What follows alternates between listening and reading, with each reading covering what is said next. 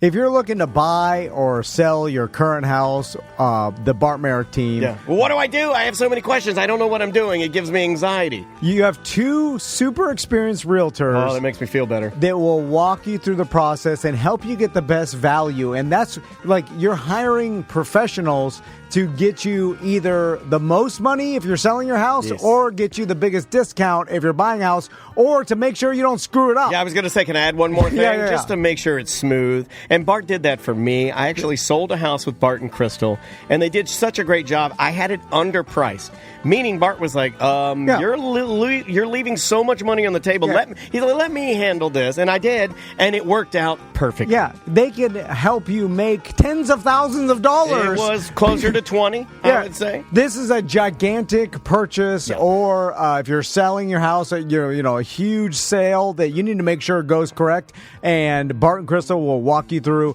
And we've got a listener on the line. Mike's on the line. How you doing, Mike? I'm great, guys. How you doing? Good. Tell us about your experience using Bart and Crystal. Oh man, you guys hit the nail on the head there. We decided to make a big move across the country from DeLand out to Colorado. So we wanted to, we wanted to make it as, like you said, just as easy on us as possible, knowing that there was going to be so much stress, so much anxiety, so much stuff happening trying to make all that work. And we'd worked with Bart 10 years ago to buy the house in DeLand, and he helped us sell our little starter home that we had in Deltona when we were, increasing the size of the family, needed more house. So we knew we could trust Bart, and we weren't sure about Crystal, but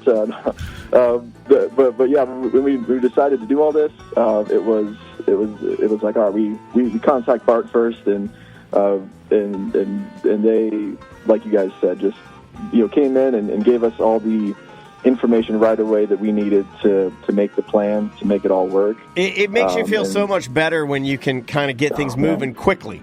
Yeah. Man. Yeah. And you know what, too? Like, you also have the benefit of two experienced realtors. I hear Crystal talk it over with Bart all the time, and they're brainstorming for the client's best interests. You know what I'm saying? Yeah. We never do that for anything around here. We never brainstorm. There's no storming. If you just work with one realtor, then they're maybe off. Two is better than one.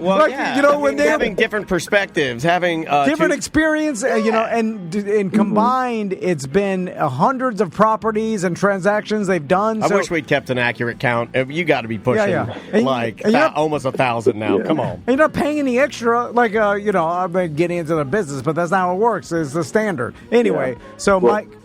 Go ahead. Yeah. No, between the two of them, like you said, it's just like any time we had a question, they were calling us and giving us updates on things, and we were calling them and asking them stuff, and it was just, you get answers to things right away. And we had our house up on the market for a while because in certain areas it's pretty slow. And they told us, hey, stay the course. Don't worry. Like, this is the price you can get. Don't give up. Like, stay in there. Like, they were very encouraging and very positive. That's another thing we don't do. Never encourage. I tell people to give up. I'd be like, under promise, under you know what I deliver. would say to you? I'd say, Mike, this dump is never going to sell. I don't give up. I wouldn't even start it. I was just dying. Let's just burn this thing down. Let's just burn this thing down. Oh, insurance fraud. Yeah. Way easier. Yeah. I believe they call it Italian lightning. I changed that a little bit. Italian. Yeah. I had to change it. Sorry, Mike. Yeah, they're true professionals who would never mention such nonsense. But yeah, somehow, having them there to back us and help us through all this was just such a huge, like I said, it really gave us the confidence we needed to make all this crazy stuff happen. Well, good luck with the move. It made us feel real confident, man. Yeah, man. Thank you so much. That's going to be great. I love DeLand, but I love Colorado as well. Congrats on the new adventures with the family. And more than anything, we appreciate you using our sponsors. Bart and Crystal. Bart Merrick Bart and Crystal are so important to this company. Yeah. And thank you for being loyal, man. We appreciate it, okay? It was our pleasure, fellas. Thank you so much for hooking us up with them. And we're going to make sure they have our new address. We want to keep getting those Christmas cards, and we'll stay in touch for sure. There you go. Well, have a great weekend, man. We'll talk to you. It's BartTheRealtor.com.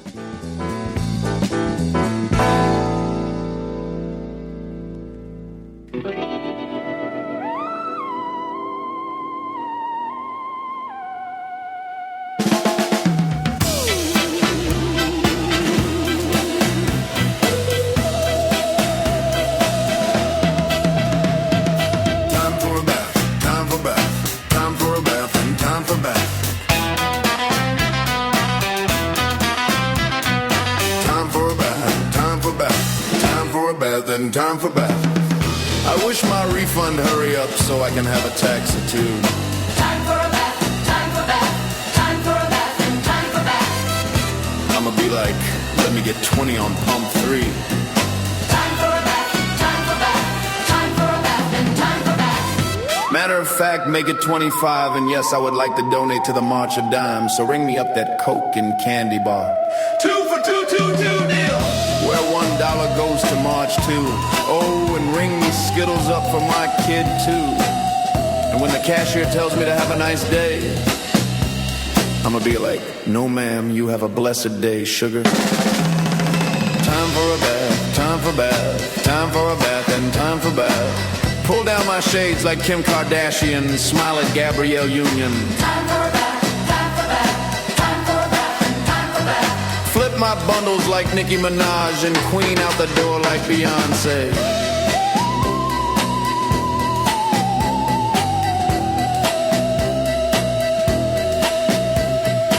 Time for a bath, time for bath, time for a bath, and time for bath. Goofy face, goofy face, goofy face, heart, heart, heart, muscle, muscle, muscle, muscle, muscle, muscle, muscle. Time for a bath, time for bath, time for a bath, and time for bath. Sassy black girl, sassy black girl, sassy black girl. Kiss, kiss, kiss, kiss, hush that. So hot, I ain't shame, harmony. Hush that, call my taxi to the knee.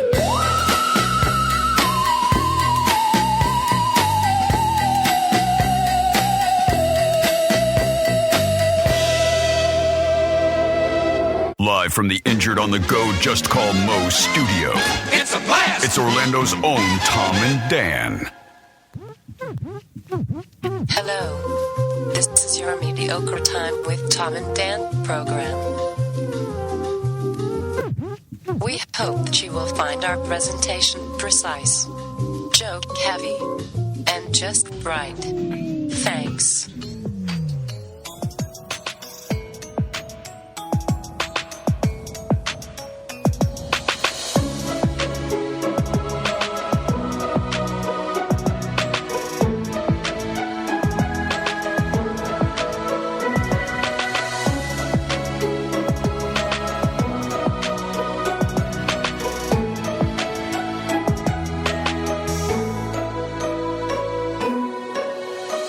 Welcome to the Friday free show of A Mediocre Time.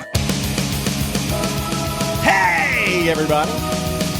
It is another A Mediocre Time with Tom and Dan. I am Dan. I am Tom, and we've got Sam on the couch today. How you doing, Sam? What's up? We figured Halloween is the best time So bring in this scary bitch. to bring Sam back on the show. Spooky season. Huge thanks to Mo DeWitt, justcallmo.com. We appreciate him. You know, I don't know if he let Sam come to do it now, but I don't know what it is. Yeah, I don't know. Sam's supposed to be working right now. Yeah. And then, like, hey, can Sam come do the Halloween show? And then I cursed the show and broke the computer. Did break the computer. No, but show me a PC that will not default back after updates, and I'll show you a Dan who likes PCs. There you go. That's what I'll say. You know, I don't want to be mean to people that use PCs. We have a lot of listeners that use PCs. But I will say that every time I try to dip my toe into PCs over a Macintosh computer, I find that, how do I put this? PCs are giant hunks of shit. Just giant hunks of shit. And we even bought a decent hunk of shit, and this one's still a hunk of shit. But hey, we're running, we're here, I'm happy. I made Sam a song. Should we do it? Yeah. Do it? Well, before Okay. we play do some Sam's business. song, Do some business. well, I was just going to make fun of Daniel. Make fun of me. Make fun of me. Fine. Make Because fun of me. This is when every time this happens and there's some technical difficulty, And Daniel's there's been a trying. lot this week. Daniel's trying to solve it, right? If there's a problem, Dan will solve it. I'm never more calm because at this point in time, I can. Well, it's out of your hands. Yeah.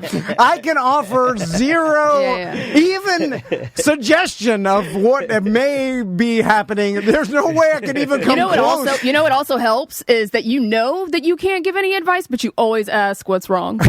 You know what? And it just bothers him because he's just trying to fix it, and you're just fucking asking questions. He does say, because I'm like, maybe I can figure it out. Here. He does say really stupid things while I'm trying to troubleshoot it, and I kind of like it because it is your way of supporting me. You'll be like, well, no, I it's remember. fake support. It might be, but he'll be like, I remember the last time this happened, and he will remember things that are correct, but sometimes he'll remember them and he'll say that Andrea does this too. Everybody that has a significant other knows that if they know what it feels like to have their significant other try to be helpful in a terrible situation, but what they're bringing to the table is bullshit. Yeah. Right? We all know that. You do it, I do it, and but you know what? I want to give you flowers. I appreciate you doing it because it does help me to have you be like, hey, is everything okay? Like, regardless of what you know, what you don't know, anything, it's fine. It's like if someone was clutching their chest and they're like, oh, and then I'm like, hey, what's going on? As if them telling me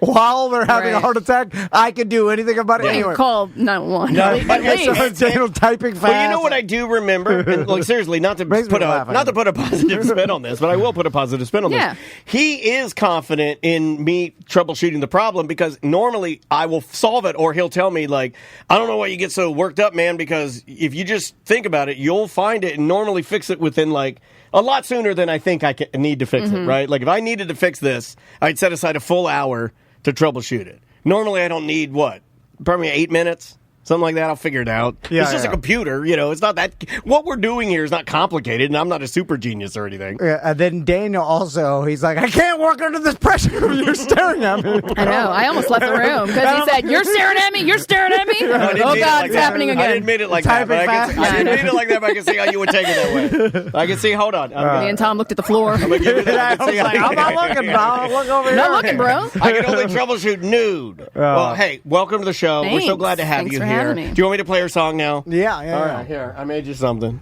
Here, this is just for you. Check, hey, all right. Check,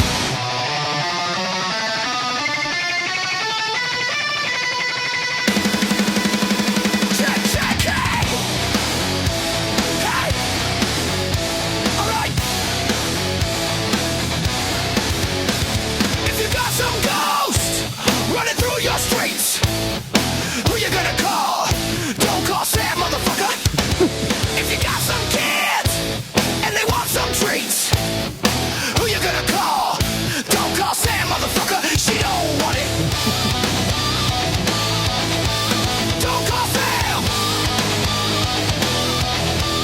She don't give a damn. Turn the lights out.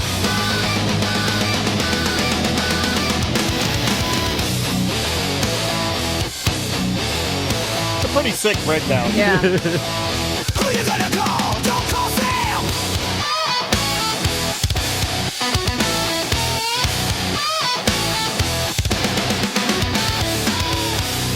All right. Hell yeah. There you go. There So, you go. Don't call it. Sam, motherfucker. She don't want. Turn the lights out. Yeah, Get you're your fucking kids out of here. Bring them to Baldwin. She don't want that shit.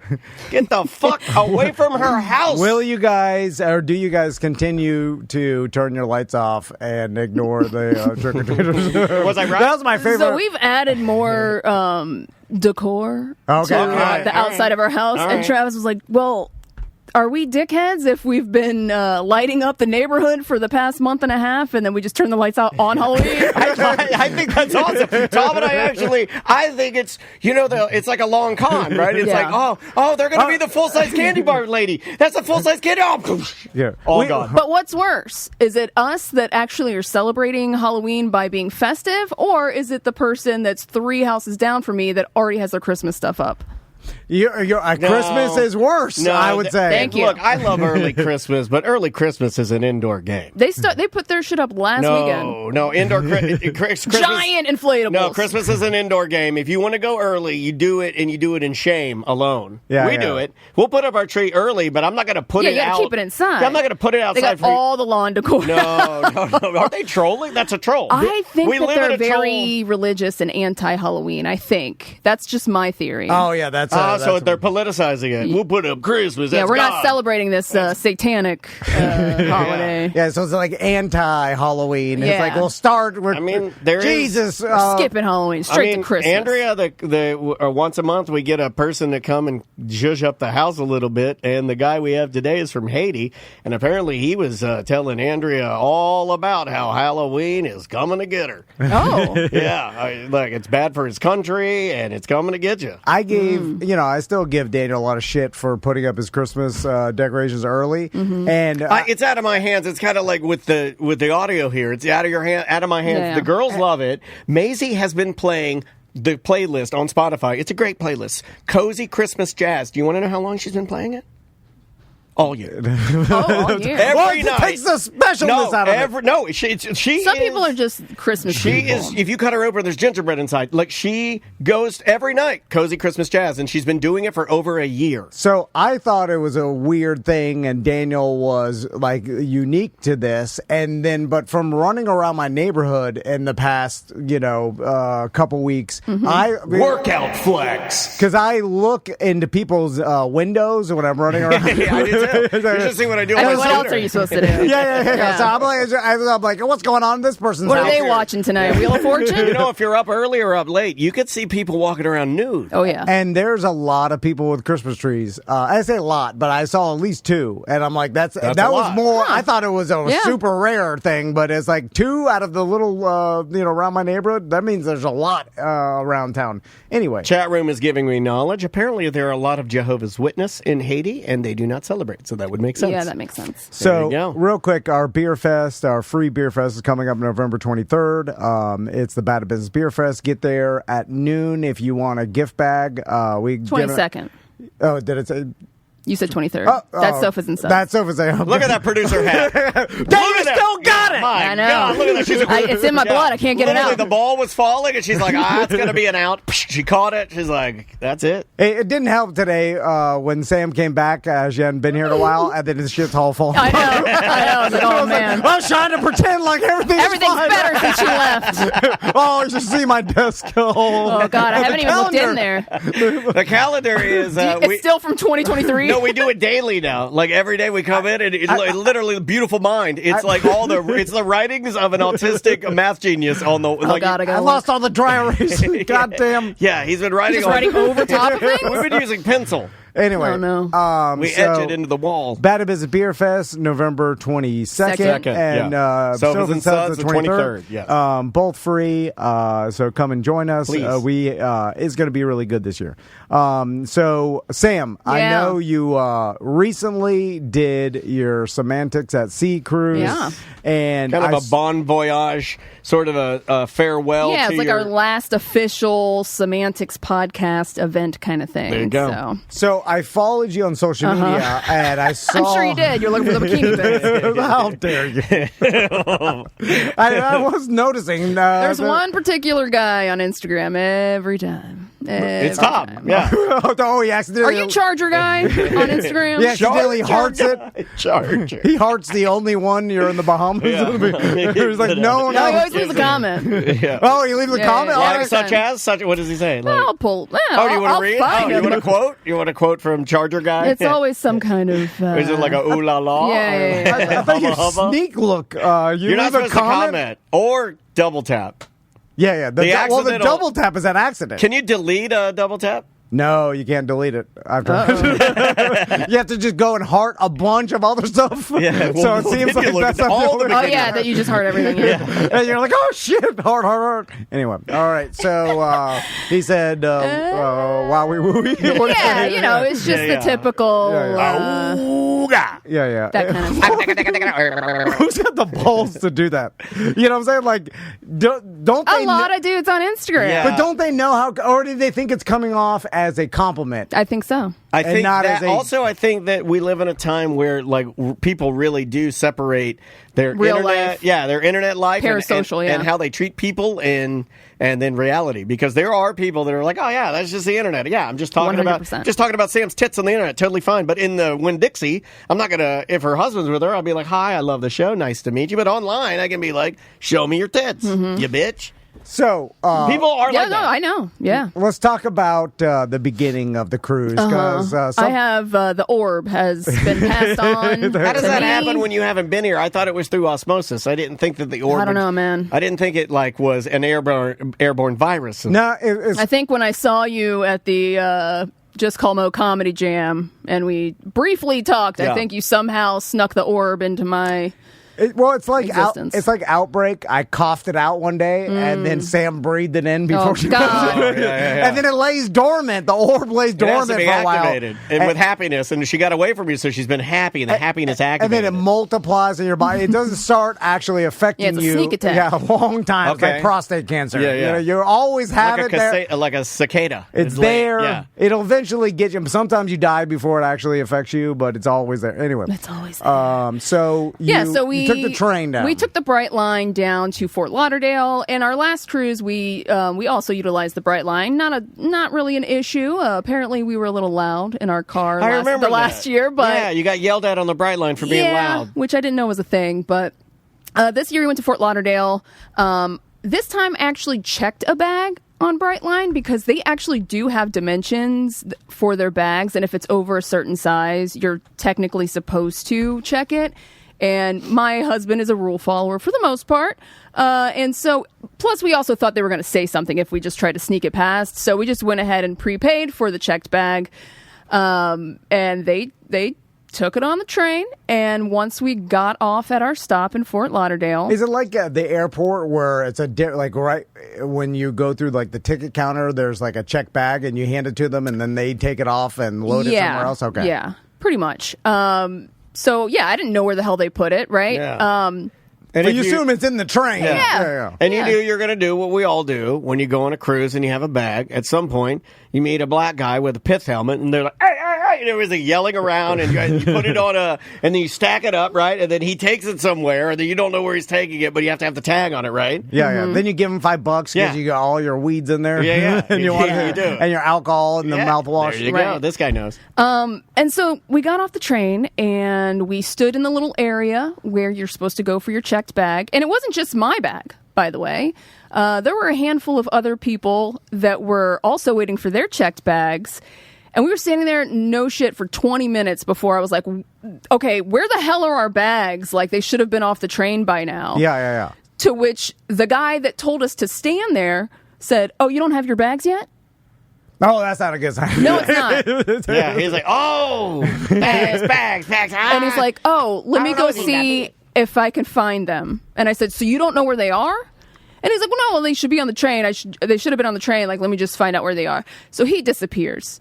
I'd disappear too. So, and let me get this straight. So this is not the final stop of the train, No, right? it's going to Miami. Yeah, so it stops, and everybody who's supposed to get off gets off. They're supposed to get the bags off, but then it has to It keep continues going. on, yeah. And yeah. it doesn't stay stopped for very long. Yeah, Right? yeah. So it's long gone to Miami. All right. And the guy comes back, and he's like, well, we're going to have to call a couple different stations because it could potentially still be in Orlando. And I was like, excuse me? You never put it where it's supposed to go? It's like, we don't know. Or it could be on the train on the way to Miami. All right, so it's either Orlando or on the And you don't speeding have train. anything on this bag, do you? Like a air tag or anything like that? No. Well, you got all your clothes for the cruise. Everything. Yeah. Literally, that was everything that was mine was in that bag. Oh, God. Costumes. Clothes, Yeah. costumes, bathing suit, shoes, Probably stuff you need medications, to everything. talk to listeners. Yeah. The medication, I know what that is. You know what that means. And that's the I only can't thing go that I without care about. I could buy some shit, some clothes, but Exactly. I need the $2,000 medication. at the gift shop. So, and we're on a time crunch, right? We have to be at the fucking port in like an hour. Yeah. So we're like, well, what do we do now?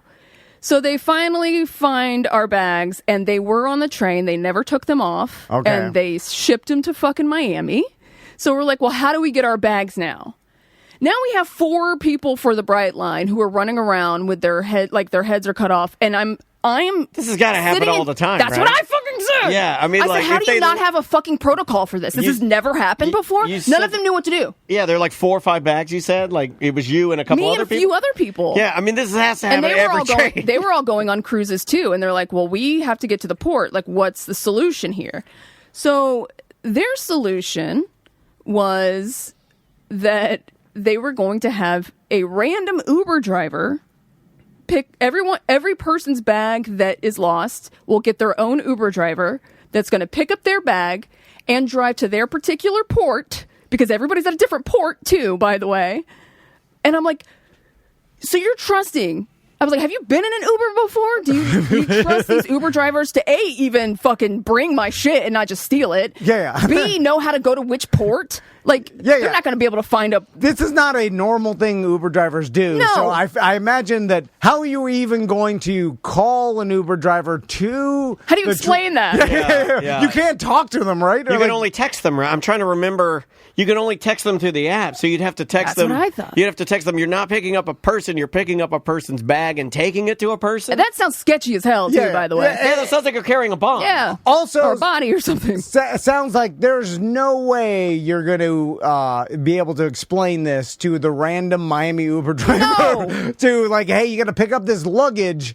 First of all, how are the train station going to give the luggage to a random Uber driver? Like, you're like, hey, I'm here to pick up Sam Har's luggage. Here we go. Just People in the chat random room are Miami- saying that Uber drivers are doing deliveries now, but I don't know how you would do it. Deliveries for luggage. Well, no, this would just lead me to Right. believe, let's go back to what we were saying. This would just lead me to believe that this happens all the time, and they just have a bunch of Uber drivers that run people's luggage to them because they're so bad at getting the luggage off the Bright Line.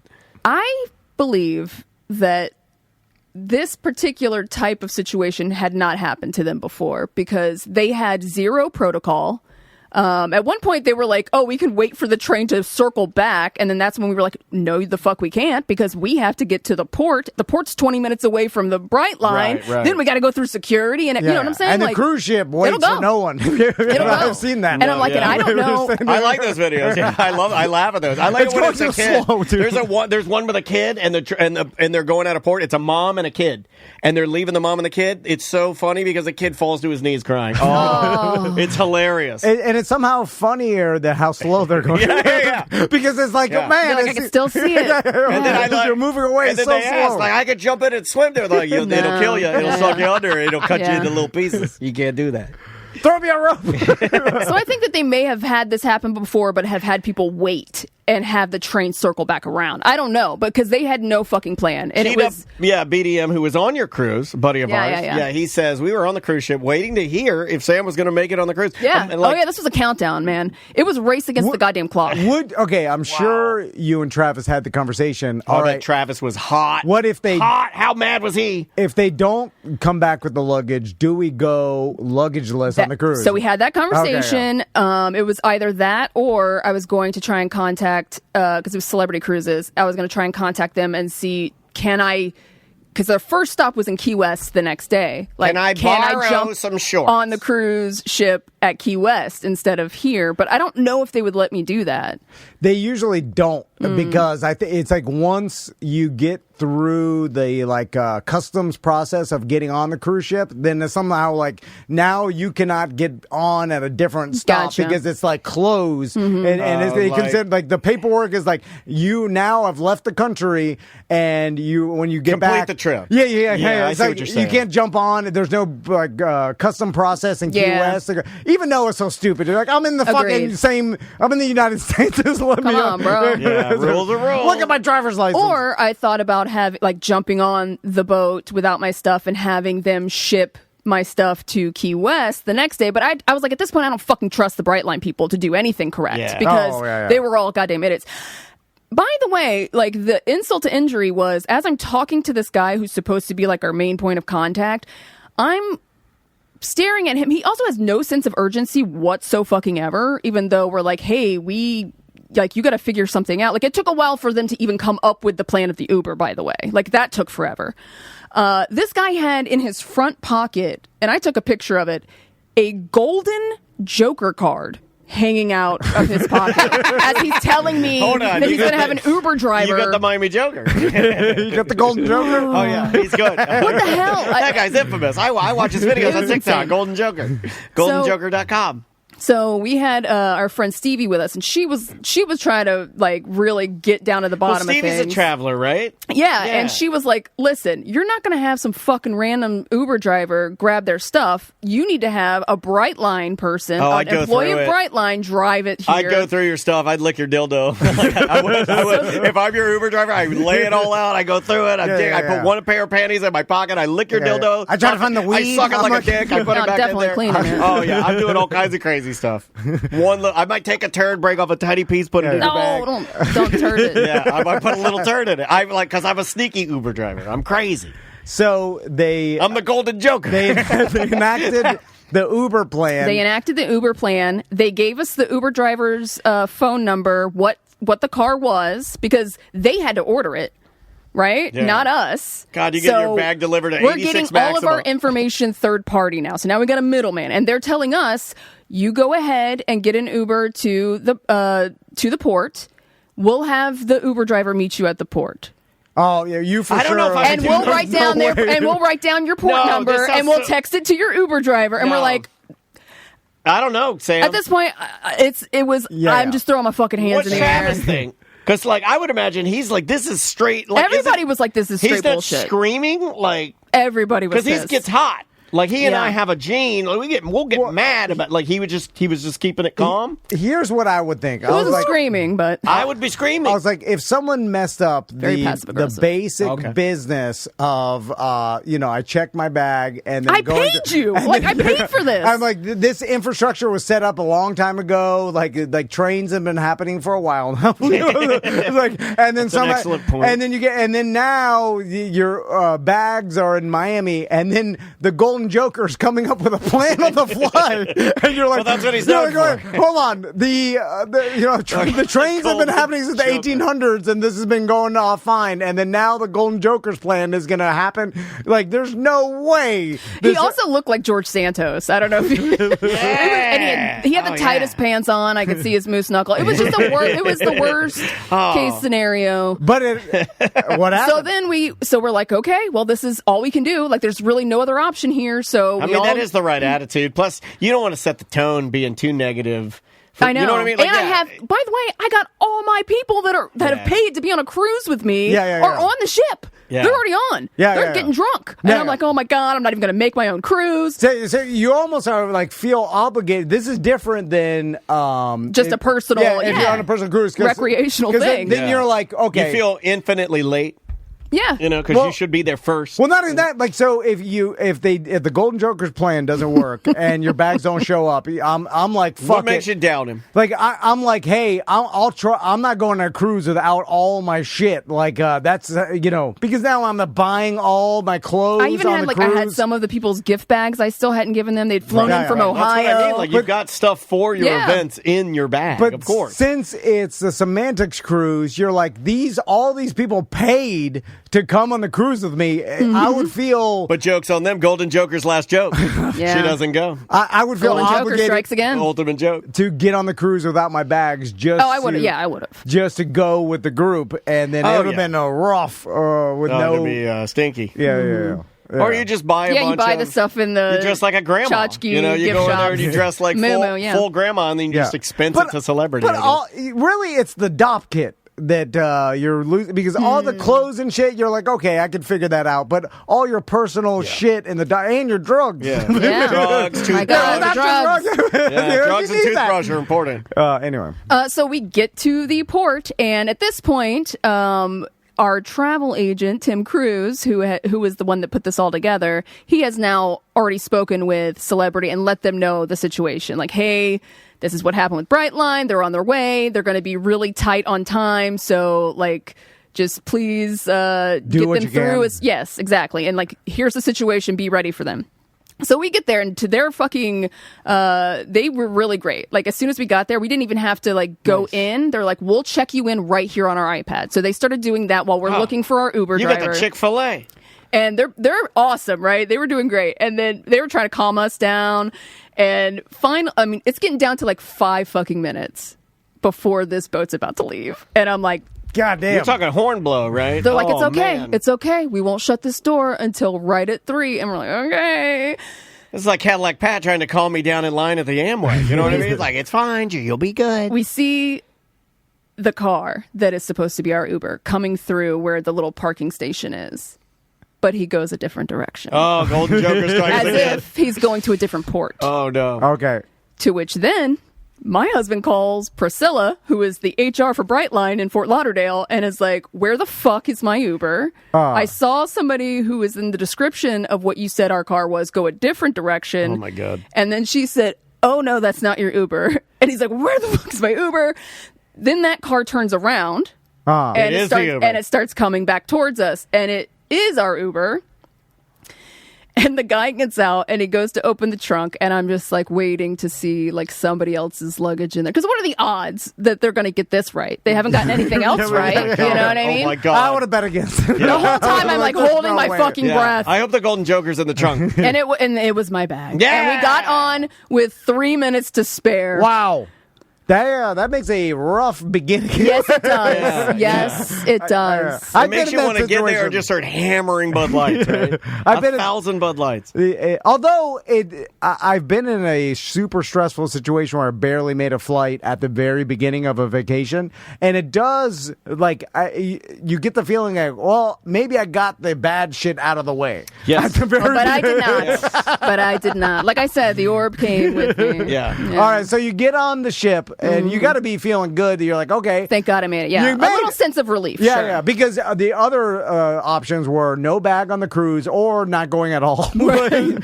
And so both horrible. Both Yeah. not options. And yeah. so you made it on the cruise. Yeah. Then what happened? So then the next day, our first stop was Key West, and it was my first time and a lot of other people's first time going to Key West. I had a whole Key West crawl planned out. I love Key West. I had temporary tattoos made by our girl Tracy Claus, Yeah. who helped me make those with all the different stops we were going to go to, and I bought little stamps so everyone could stamp on their. It was a whole thing. Yeah. Do you see that? It was like she put like the scavenger hunt on a tattoo, and then you check it off with like a Sharpie or a stamp. Oh, okay. That Oh, way you that's don't- fun. Yeah, that way you Yeah. don't lose your paper because you're drunk. Right. You know what I mean? Like, Right. not a bad idea. And it had the cruise logo on it and Yeah. everything. It was really, I thought that was super well I done. was, That's way more fun than a Tom and Dan cruise. Yeah. Oh, yeah. Tom and Dan cruise, you work on a Tom and Dan cruise. Yeah, we'll put you to work. You get in there, and like, we're going to do think tank, sit down. What do you guys want to hear? Give us some topics. I need some topics. I'll start writing some jokes. Yeah, spray off your balcony. Yeah, get the work out there. And I had they weren't all just bars. Like I had the Firehouse Museum because I had done an episode of Captain Sorensen sauce. I had done an Fully episode involved. of, you heard about this one, on a guy named Bum Fardo, who was a firefighter in Key West, who's very infamous down there. Yeah. Hold on, there's Have a you heard- firefighter in Key West named Bum Fardo. yeah. He's There infamous. was, yeah, in the 80s, 70s, 80s. I can't even remember now. Are you going to tell us about I Bum? did the episode a long time ago. Bum Fardo was a guy. He grew up as a kid behind the fire station, and he got the nickname Bum because he used to just like bother all the firefighters that were sitting out at the station and like try and bum shit off of them all the time. So they called him Bum Fardo. His last name was Fardo. That's the funny part is that Yeah. you think it's part of the nickname, but it's not. No. It's really that he is a true Fardo. Yeah, and then he did grow up to become a firefighter, right? But he's very flamboyant with and flashy. So he wore a lot of gold and had the rose-colored glasses and Think cigars Golden all the Joker time. He looked like the mafia. He looked like he was in the mafia, right? Yeah. And he just so happened to allegedly sell a lot of cocaine out of the fire station. True. Oh, really? Yeah, And so then he got some federal charges against him, and before It's a great story. he went to trial, he disappeared.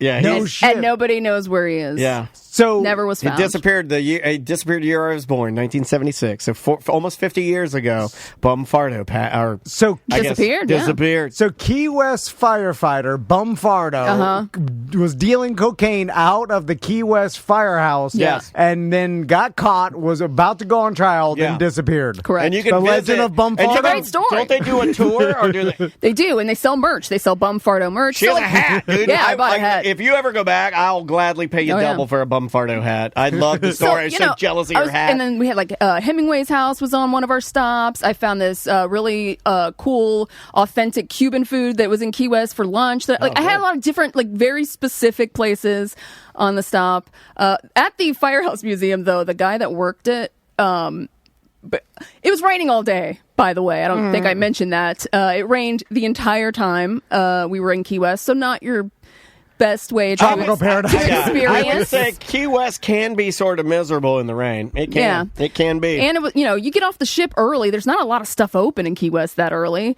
We went to the Firehouse Museum first. Before you continue, this is why this is a Telltale Orb story. Sure. Because two situations, one the bright line, where like this never happens. That's how you get supernatural orbs involved, and also in Key West, they're like it's 99% of the time it's tropical paradise. It never rains. No, there all Melissa's day. confirming that. She's in our chat room right now. Melissa said that was that day was the single worst weather they've had in months, and they haven't had it since. Flooded. It flooded. Yeah, like it literally just the day she was lightning. there. People almost got struck by lightning. My cruisers almost got struck by lightning. Yeah, Melissa says it went crazy that day, flooded, and then the rest of the time back to normal Key West. Bumfardo as usual. They're like just in these one day there was a bad weather. I'm not even kidding. We got back on the boat like an hour later. Beautiful. the rain just follows the cruise. Fuck. All right. So we get to the Firehouse Museum first because it's like the earliest thing open, and the guy that works there is first of all shocked that we showed up because he thought nobody was gonna come on a day that was raining. So he was super excited that we even showed up. And then they have like one of those things where you can follow along with like an audio tour or whatever. He decided he was going to follow us around and just start talking to us about everything, which is not part of the tour, by the way. It's a self-tour. Like, you're not supposed to have a guide. This is another evidence of the orb where they all of a sudden... We got the fucking chirper. Oh, you just get a rando chirper. Yeah, normally we do this process. Today, we'll just do the... I'm going to tell you. I got nothing else to do. Guys, take off your headsets. I'm going to go rogue on you. Let's do this. He was very fond of one particular friend of ours, so he was like in their ear a lot, and I started exploring on my own because I was like, fuck this guy, I don't really want to deal with him. I'm just looking at the shit I want to look at. Went upstairs to where Bumfardo's desk was, right? Oh. And I'm like, this is awesome. So Can you sit at it? I sit down at the desk. I'm picking up the sunglasses. I'm putting them on. I'm putting the cigar in my hand. I'm having Trav take a picture. He takes a picture. He's like, oh shit, get out of there. I'm like, what do you mean? He goes, there's a sign on the other side of the desk that says, please do not touch the Bumfardo. Oh my God, you're putting Bum's cigar in your mouth. You're doing the Lewinsky. Guess what? Security camera pointed right at the desk. Oh. Go back downstairs. There's a fucking baby monitor where he could have saw me sitting there, fake smoking a cigar in Bumfardo's desk. Awesome. Oh God! And this part of the story, you're there. You're like, I'm at Bumfardo's desk. Then you hit an accidental, like no one knew, but like a secret lever that opened up Bumfardo's desk and his diary appeared. Oh my God! And you're like, No, you gotta stuff it in your pants. Stuff it in your pants. And then that's where you read. You're like, here's where I'm going. Say what to know you. Here's where the gold is. Anyway, so you didn't get caught because the guy's given the tour, so he didn't see you. I think he let it slide. Oh, okay, if I'm being honest. Yeah. Because he wanted to let it slide. So how did this? And then I think he may have wanted to sell me cocaine. I don't know. Yeah, okay. Because when I went to leave, I bought the hat as I was leaving, where it just says. And I didn't even think about it at the time. It looks like a MAGA hat. It's going to say, I didn't even think about it at the time, but it's a bright red hat with white words that say, where is Bumfardo? The first picture I saw of you wearing it, I was Travis was like, from a distance, that looks like a MAGA hat. I saw a picture of you and I go, well, that's a change for sale. Yeah. Things have changed since I quit the show. Yeah, she's gone in a total different direction. I want to wear his Bumfardo MAGA hat. Damn it. I can go back to Key West. Melissa says she's going to get me one. We'll just make them. Who's going to sell us? Fuck that. It's fine. But yeah, I bought the hat, and then he was like, gonna tell me the story about it. I was like, oh no, I actually the only reason I came here was because of Bumfardo. And then he gave me this look that was like, oh, like you party kind of thing. And I was like, all right, see you later. Oh, that's the code for sell me cocaine like Bum did. Exactly. Yeah. I came here for Bum. I like that. That's awesome. Well, I'm sure a lot of other tourists probably don't know the legend of Bumfardo, and the fact that you did meant that you liked the party. Yeah. I got it Do from you like your house music? show. That's where I got it from. Yeah, that's how I knew of it. So, how'd the other part of the scavenger hunt go? Got cut short because it started to lightning crazy. Okay. And so we even had listeners drive from Orlando to Key West to meet us because they weren't going to be able to go on the cruise, but they drove all the way to fucking Key West. That's really cool. And they got to go to lunch with us, and then they drove us back to the port because we didn't want to walk through the pouring rain and flooded streets. Okay. And, This is rough. This is a rough go. All right, but then now you're thinking, okay, it's raining in Key West, but now we're off. What's your second destination? we might have had a day at sea that next day, but then we went to Bimini. Okay, all right. You're a big fan of Bimini, right? Yeah. Yeah, what do you do on Bimini? Because I've been once before on the last Semantics cruise, and we were on a Virgin cruise that time, so we just went to the Virgin's like private beach or whatever, which is fine. But we didn't do anything else. And I was trying to find something cool to do when we were there for this one, and there wasn't much that I could find other than like snorkeling, which I don't do. It's a very small Bahamian Right. island. Your dad used to like it, right? And everyone's Yeah, like, just rent a golf cart and drive around. It's the closest island, to, like Bahamian island, to Miami. So, when I was a kid, my dad and my family used to, and then Crystal too, used to like take a boat over to Bimini. That's cool. because it's super close. How fast is it, from Miami? You jump in a boat and then you're there in it's like what? 2-3 hours They or still whatever. do that with like ferries. Yeah, they do a ferry to Bend. That's how recently me and Crystal, I said recently, it was before kids, so probably 12 years ago. Gotcha. But apparently now Dre told me a lot of the Cuban mafia live in Bimini now. Oh, great. And like this super palatial, The mafia's big again. area. We're back. We're back with the mafia. We got like high stakes poker games. We got NBA game fixing. The mafia. It never left. They get real small on the download now. Yeah, and they're a little but it still flashier exists. now, right? But everything's a little flashier. When we went to Bimini last time, we did like a dolphin snorkel excursion. Yeah, I'm not into that kind of stuff. Yeah, so. which is actually pretty cool. You just swam with wild dolphins, and then there There's was like some shipwrecks you scuba can diving. snorkel. Yeah. Now, Christine is in our chat room. Hello, Christine. We love you. She says, "Oh, wait till you hear about the orb on Bimini." Hold on, no. We gotta have at least some non-orb time. So what happened? We to decided to do the old let's rent the golf cart and just see what we can find. Bimini? Okay, Right? drive around. I thought that was a brave move. In fact, I saw a video of you guys in the golf cart, like hauling ass or leaving, and I'm like, well, that's brave. Yeah. Because renting vehicles in tiny countries is normally a way to get injured, right? Well, Can be. The scooters are Yeah, where scooters people are have the bad. problem. Although, you're driving around, there's not much traffic law. Like, it's kind of a lawless hellhole. Yeah. It's free for pretty. all. It's Yeah. There's I don't know that there are any laws. Yeah, no at one's all. enforcing traffic rules, so No. it's kind of like, you take your life into your own hands. Use your horn to let people know. on a golf cart. Yeah. Yeah, we just drove around. We went to a couple different beaches. We went and got lunch at like a little local spot. We went to this place that everyone was telling me to go to called Nate's Variety Bimini Bread. Have you ever had Bimini bread? Yeah, Bimini bread's a super Have you been to popular- Nate's? I know. I haven't been to Nate's. I don't know but what that is. What is Bimini bread? My mom used to get Bimini bread every time we were in Bimini as a kid, and it was popular I've in never the heard of 80s. this. It's kind of like a dessert bread. It's like sort a of. fruitcake style bread, like a monkey bread or like yeah. It's like just it's kind of like is it cinnamon and sugar? They have different or- flavors, right? Yeah. So we got okay. we got the cinnamon swirl one, but they had all different kinds. But we went to this place because I found everybody was saying on Reddit how awesome it was, and when we're rolling up, I'm like, this is just like a neighborhood.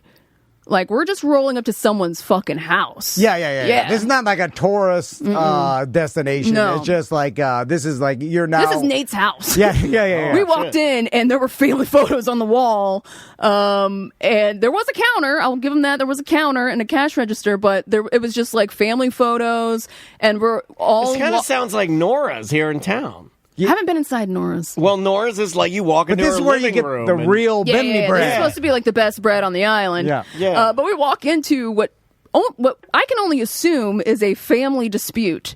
We can't see anybody. They're just like. I'll cut you with a they're knife. like in another room and they are fucking going at it. And I'm just like, maybe we should leave. But then somebody came out, delicious bread. So we're like, all right, this is it. Let's get the hell out of here. Yeah. Let's make our way back to the boat. So we start driving the route that is supposed to be the fastest. to electric get- golf cart or gas? I don't even know. Was it making noise or was it quiet? It was pretty quiet. Okay, probably electric. you know it. Yeah. My dad loved a good gas golf cart. I'm like, Dad, it's so loud. I don't run forever. So we're hauling ass down one of these Bimini streets, and we turn a corner, and we see what looks like a parade. There's a bunch of people in a crowd, like, walking towards us, and I go, oh, shit, like, there's, like, a parade in front of us. We should probably turn and go down a different route. So Travis is like, all right, I'll turn down this little alley. So we turn down the alley. He does a little U-turn to circle back to point back at the road we were on. So we'll let it pass, and then we'll go after they leave. They start. This is the best thing to do if you're a tourist in a different country, by the way, is go down an alley. Yeah. In a tiny car. You're like, in a tiny car. You're like, hey, I'm lost. Let's go down this alley. Are you paranoid or not? I'm not driving. Which one is it? I wasn't the one driving. Yeah, but you get into a lot of these, right? Don't You'll be even leave your house. I'm remembering, maybe I'm remembering this incorrectly, but I remember one where you're like taking a shower in like an old man's like basement or something like. It was like him, and you're like, I'll use the old man shower. I don't know what the hell you're talking about. No, it was like a Airbnb you went to or something where you shared a room with like a little old man, and you didn't know he was there. I thought that was him. Or was that you? That was me. Oh, okay. I'm You're getting the orbs. You're getting the orbs mixed up. Yeah. I was like, old man's shower. I knew somebody shared a room with a little old man. That was in St. Augustine, and then I was sitting there with the old man in the kitchen. And then he's like, is your wife done in the shower? I'm like, go check. Oh, man. You can go check. All right. So we had turned around, so we can see when the parade passes us. And then there's like the leader of the parade coming, and he sees us, right? So what kind of parade? Is it like a high school parade? So he's dancing, and and we can hear the music. We can hear the music, and then he turns to look at us down the alley, and he's like dancing, and we're kind of like, hey, Then he starts walking towards us, and then he puts his hands out as if he's like Jesus on a cross. And then he falls flat on his back on the concrete like he's dead. What? Jumps back up, does a twirl like Michael Jackson. Oh, you've been invited to Dagger. Starts walking towards us again. The entire parade starts coming down this alleyway. What? Travis's alley? And we have nowhere to go. Travis, you gotta move, put it in reverse. We have nowhere to go, and there's only a small space next to us where they can even get past us. Guy starts walking up to us, and I'm looking at what's going on. I'm like, what kind of parade is this? And I start seeing the shirts they're wearing have someone's face on them. And then the leader walks up to us and says, my baby brother died. We're burying him today. It was a funeral. Oh, wow. We got caught in the middle of a funeral, and then everybody had to walk past us sobbing. We're just sitting on a fucking golf cart. And now you guys are probably dressed like dickheads. like cruise dickheads. Oh, my God. I was filming like the a parade at pineapple hat first on. because I thought it was like a fun thing, and then I'm like, oh, my God, it's a goddamn funeral. You have a Zubaz coat on. You have a pineapple hat on. I got fucking cornrows. Where's Bumfardo hat? Yeah, you have like a one red, yellow, green braid hanging down. Oh, my God. An extravagant Bahamian funeral parade that you are now in the middle of. So apparently, in Bahamian funerals, they typically have like the viewing either at a church or at the person's house, and then they walk all the way to the actual cemetery. Okay. Which I did not know beforehand. Yeah. But yeah, we got caught in a Bahamian funeral. That was crazy. What are the chances? What are the chances he would have turned down that tiny fucking alley instead of the main road? Well, I blame Travis. He should have stuck with the route. Well, here's what the chances are. 100%. You got the orb. God damn it. It does sound like you have it. Yeah, once the lost luggage started it, then it's never coming I should have back. just stayed in my cabin. Was that the end of, did you to happen. ever lose the orb on this cruise at all?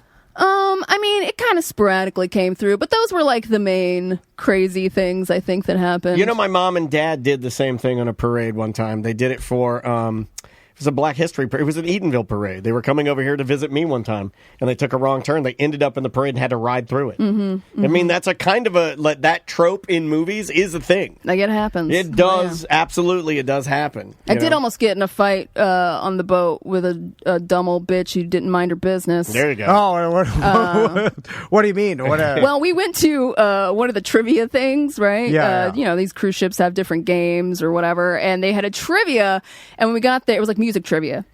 So when we got there, it was 70s disco, which I'm like, I'm not going to fucking know any of this, right? Yeah, Unless it's like the hard. Bee Gees or something. I don't know.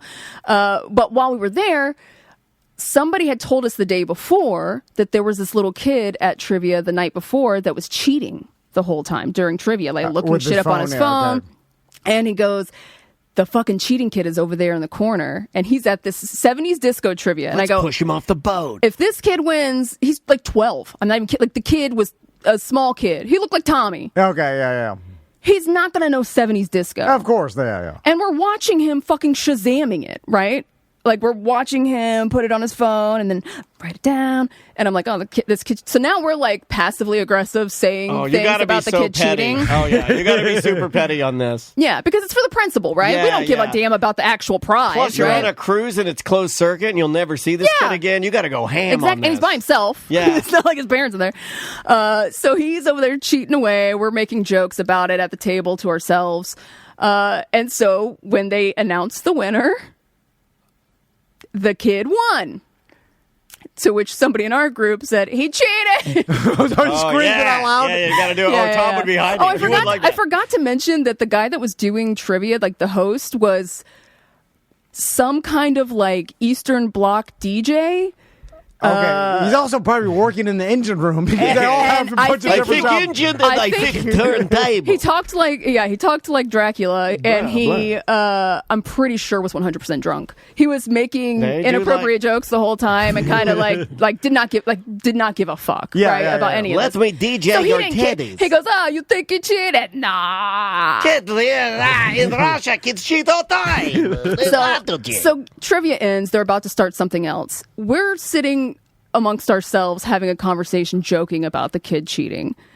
A lady in front of us with her 3 friends turns around and says, "Come on, guys. So what? He had his phone. Just let it go." And I said, "What did you just say?" Uh-oh.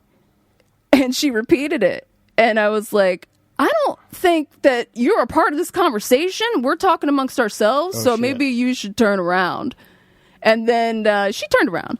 Yeah. All you'd have to do is stand up with those boots on. And some Yeah. scare some lady. I was at that point. Yeah. The orb had gotten me for the past 3 days, and then this bitch is going to tell me to not fucking have a conversation with my friends, which, by the way, we weren't saying it to the kid. We weren't going up to the kid and calling him a piece of shit. You know what I mean? Like, Well, I mean, that's too far, but I Of don't think course, there's we're just anything making wrong jokes. with a kid cheating. If you call him out for cheating, I mean, look, what's the point of even playing? What was the prize?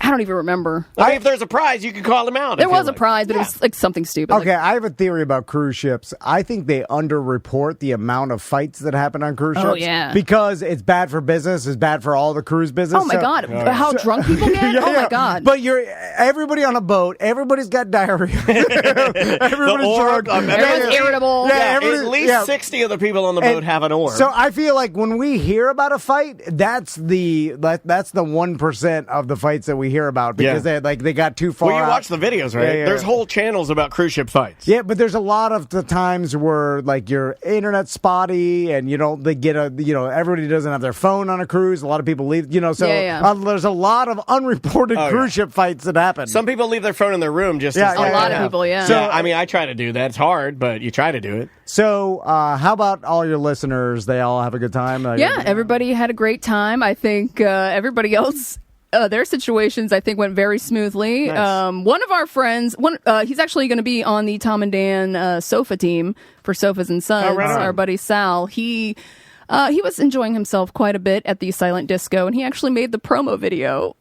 When you go on the channels where they promo the different groups, he made the promo video. That's pretty cool. You must be yeah. having a good time to make the promo video because they do try to make it look organic. They try to pull real people. Now, at the end of the cruise, because this is Semantics SE cruise, does everybody everybody gets off, or everybody's hugging each other? And- We did karaoke. Sorry, we did private karaoke, so we Okay. paid for our own private room. Oh, that's cool. I don't think that the host was prepared for the songs that we sang.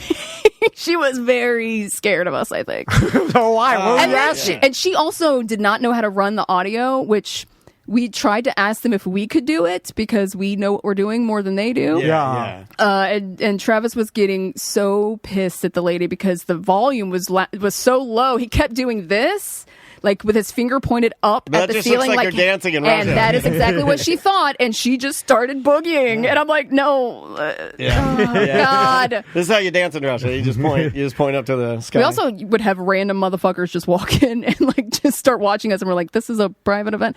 Yeah. They didn't put anything on the door or anything that was a private event. They're like, "We just heard music." Cruises are sort of held together by nothing. Yeah. Like I It don't is think- very They flimsy. really when you start to think about if you're going on one, don't go there thinking that you're at all safe in any way. No, I mean, You're just not. watch Poop Cruise. You can tell that. Yeah. You know. Yeah. Well, all the employees, they and their families have real problems, and they're trying to cater to a bunch of people that are on vacation. If a special and needs so- kid back in Bulgaria with cancer, and you're trying to send money home to get the surgery, and some it's guy loose. doesn't have enough Mick Ultras. Whatever. You're like, all right, your karaoke's not going right. Listen. Yeah. My kid is starving. My kid is literally suffering and needs a surgery. Do you know how much you don't even know how little we get paid. They just dropped a bomb on my grandpa's house. Blew it up. So it's a show cruise. I've thought about this for our own show. Like one day there'll be an end to it. Yeah. and then but I like ending, I can see it. I can see it on the horizon. I like ending on an event where at the end of it you're hugging everybody, and then everybody's like, "Well, what do we do now?"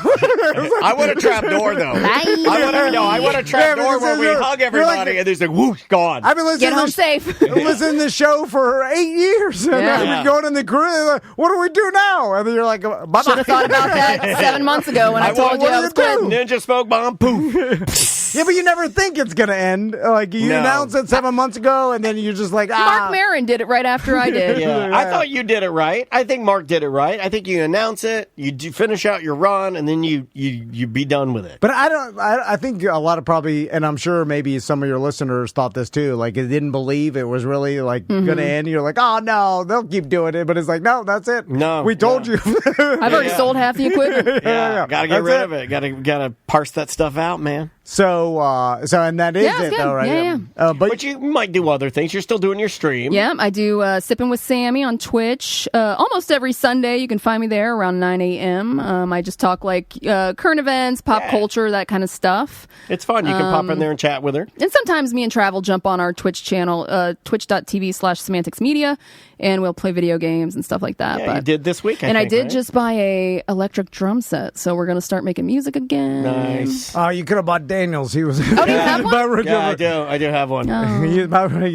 Actually, just reset it up. Oh, really? You Yeah. start We doing got it on Yeah. the Sweetwater deal of the day. Yeah. so it's cheap. What'd you get? What kind you get? I don't even remember. I'd have to pull it Well, up. Sweetwater does people right. So if you bought it from them, No, it was a good one. Yeah, We they've did our done- research They've on done it. a good job with that company, man. And they're annoying as hell because they call you after you buy something. Yeah. But Yeah, they do. They do a good job. They do a real good job. All right, let's take a break. Yes, sir. When we come back, I'll tell Sam about a concert I went to on Wednesday. I've been waiting to hear about this. Weren't you supposed to go to the Turnstile show too? Weren't you Yeah, I giving away already got tickets? there. I don't Decided to, you know what he decided to do I can't- instead? You know what? He went bowling instead. Yeah, I took the kids. Oh, my I'm God. not I know. into turnstiles. I'm like, Why'd I'm you not- even have tickets? Well, because all our friends were going to go, and we're trying to recreate the No Effects, Oh, my No Kids God, you guys. adult weekend. Chasing that nostalgia. Uh-huh. But then- chasing their teenage years. So you're just buying tickets for shows you don't even fucking care about? Yeah, because when you buy Those the are tickets, expensive tickets. But think about it. When you buy I the know. tickets, it releases the chemicals of nostalgia because you think you're going to do it. So in a weird way, you're kind of doing But it. then when the day comes and then you give them away, Then you don't want to go, so you go bowling with your sons, and that's fun too. So it's double chemicals. Well, some of my friends went to Turnstile. I'm not into Turnstile. Like that's the problem. Like, you know, right? Then and why I'm- buy the ticket? I guess. But I'm not into Pierce the Veil either. Oh, you just. But Yeah. my son is, Yeah. and it created the best concert experience of my life. There And you I'll go. tell you that. Wow, Well, that was best of it. your life. Yes, yeah. Because remember, he has to have somebody else enjoying it there for him to Right. enjoy it. Right. Yeah. And when I had the person that I care about the most enjoy it, You hear that, You know what, Crystal? Tommy? Yeah. Well, no, my son's and Crystal's the same way. We both agreed. Oh, they're all even? You say they're all even? You No. can't do that. Our no, sons hell no. are the most important. Yeah, but But which each one's other- the best? No, he just said. He said the person you love the most. That's why I said Tommy, you hear yeah, that, that's Tommy. Matt. No. Yeah. Tommy's part of it too. but Yeah, Tommy He's part of didn't it. He's go. part He of it. didn't go. But he didn't I go. love him the most too. Is that No, you possible? can't. No, you can only love one the most. Yeah. That's what you. Thank you. That's good. what I would say. But what it's I'm saying. weird Yeah. that it's Yeah, it is- somehow it's can't. weird it's not when you hear true. somebody else say it, right? Like, no, it's absolutely true. There is one you love more than the other, and the one that you go to the Yeah, concert it might with be a is the small one. margin, but the it one fits you there. leave at home is the one you not love. Well, the one I left at home is things like me. He's like, I don't want to go to the shit. And I didn't either until I saw. Anyway, I'll tell you all about it. And right. then we also have some spooky stories Yes. because it's Halloween. We all curated a specific story that we'll present to the Yeah. audience. And it's funny because I told Sam mine, thinking that maybe she didn't know it. She's like, I know that. No, she knows mine too. God damn it. Yeah, she knows them all. Anyway, all right. The name of the band, Friendship Commanders. Name of the song is Found. We'll be right back with more A Mediocre Time with Tom and Dan right after this. 1-844-TOMNDAN.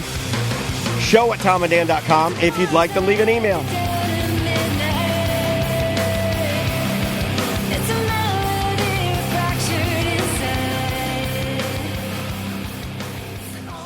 Having plumbing problems with your toilet like I was having in my my main bathroom in my bedroom. Yep. And it was clogging up all the time. My wife called Modern PI, Modern Plumbing Industries, and they had it fixed up, no BS, in about 30 minutes. They had the whole thing fixed, ready to go. In fact, he was so kind, he's like, well, that was really simple. I fixed it. Why don't you let me check all your other bathrooms just to make sure I get, everything tip-top before I peace on out of here. Yep. It was awesome. If you mention Tom and Dan, you'll get 10% off. Yep. So make sure when you call them, if you have a plumbing problem, mention Tom and Dan. They'll put a note in that you'll get your 10% off. But whether it's residential, commercial, industrial, they can do it all. They've been in Central Florida for a long time, and I know they built my outdoor shower. They do custom stuff too, if you ask them. But everybody's eventually going to have a plumbing problem, and it can be real bad. You don't want doo-doo backing up into your house and septic tank problems. We were having some really bad trouble with that toilet, and thankfully it was just a very quick fix. But you'll never know unless you get a hold of them. They're a family-owned business. They've been doing it for years and years and years, and they cover all the counties, all of Central Florida. Yeah, big sponsor of our Beer Fest and Sofas and Suds. Thank you guys for sponsoring. We appreciate it. They got a couch. They're running a couch like they did in the past couple of years. Yes, sir. It's modernpi.com.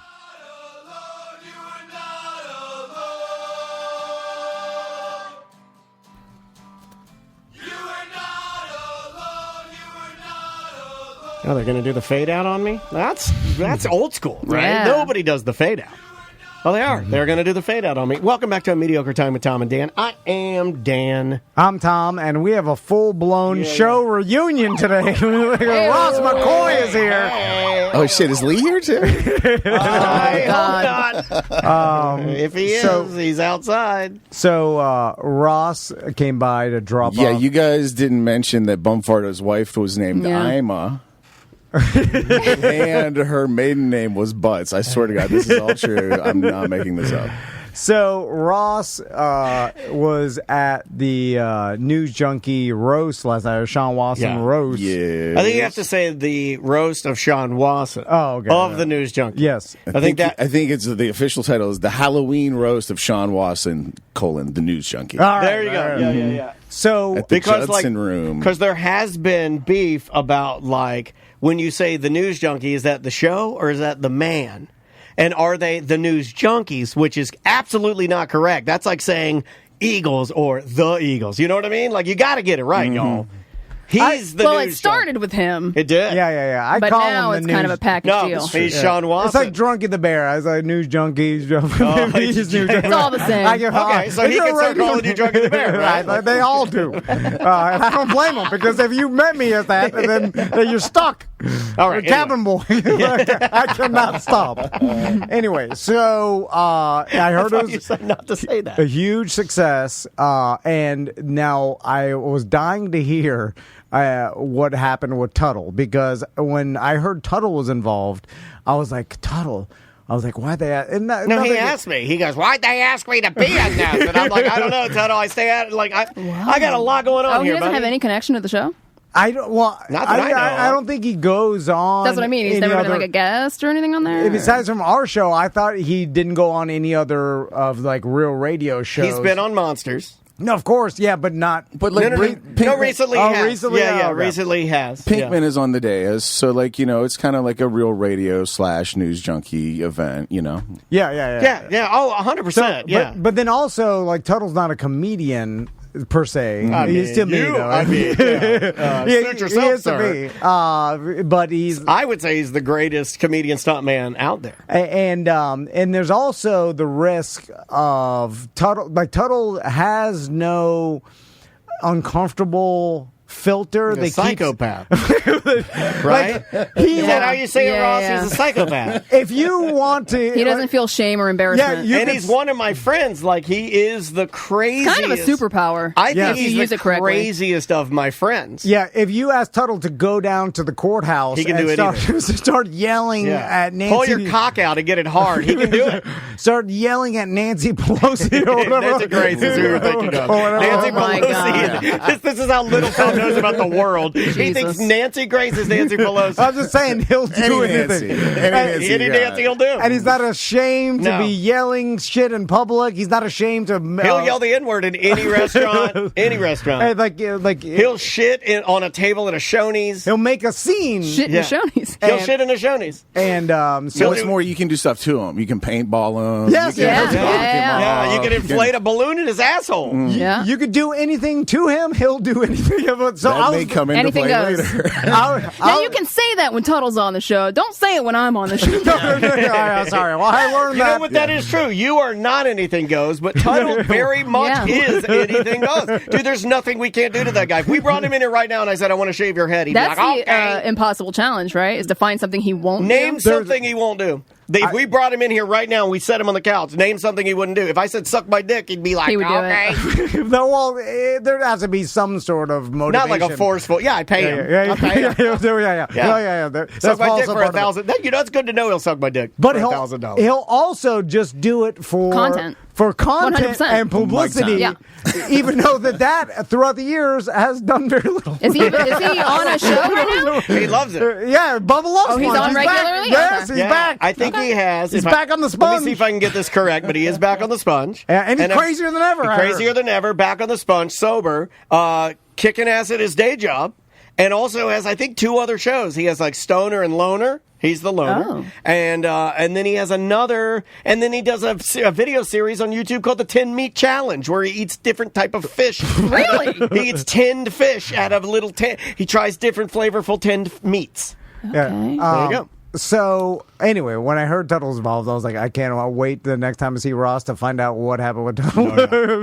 Okay, so I don't want to hear from Tuttle either. I got to hear from somebody that was there. I need Ross on the Yeah, scene. you Because have to if you get have- someone else's perspective. Yeah, it has to Yes. be Ross too. Because if you ask Tuttle, just like if No. you ask the crowd around Nancy Pelosi what happened, God damn it. like yeah, if you ask Tuttle, I'm stick with it. he would say like everything went fine. He's like, I don't know what you're Went talking great. about. I need to know from the crowd. So Yeah. anyway, so what happened, Ross? Oh, I had a great set. Thanks, Tom. Thanks for asking. Damn. Why not? You did. You're a pro, Ross. Yeah, of course. he- You've been 10,000 hours of That's not a of being knock on that stage. he didn't ask you, and I understand that can hurt, but he like- knew you did a good Yeah, job. like I know Ross is going to do a good job. Yeah. Of course he did. I heard He's got Sabrina insane did a good reps. job. I heard yeah, you did everybody. a good job. I heard Mo DeWitt did a good job. Yeah. Oh, did everybody- Mo roast him too? So, secondly, by the way, that was not the best concert of your life, but we'll get into that later.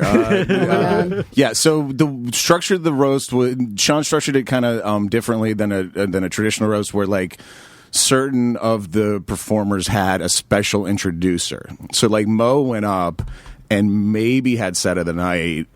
Just introducing Pinkman. Okay. all right. Okay. So he did like a couple minutes and then introduced Pinkman. And then again, another standout, Amy Caulfield put together like a video intro for Sabrina in which she like she's sitting at the news desk and she like had graphics on the thing behind her like she's Oh, that's doing a cool. legitimate newscast, and she roasted everybody on the news, not like me because she doesn't know who the fuck I am, but like everybody on the News Junkie.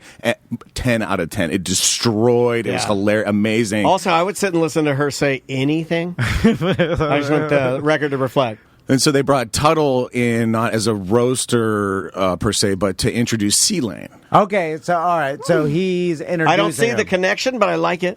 Yeah. You know, they both like C-Lane has been an intern for like, and they Okay. I think they overlapped on the Hideout, if nothing else. Okay. Yeah, And, old like, school radio. Yeah, they definitely Yeah. know of each other. They Yeah. definitely do. know of each other, and like one of C-Lane's jokes was like how many times he had to like fill in for Tuttle. Like he was like, "Thank you for giving me so much work," you know, being out sick or whatever. You know, Yeah. Oh, yeah. With your drug addiction. Rehab. Yeah, thank you for your pain pill addiction. You gave me a lot of sets. Exactly. And so Tuttle came up to introduce C-Lane, and he opened with, "None of you know who I am. I haven't been on this station for 10 years."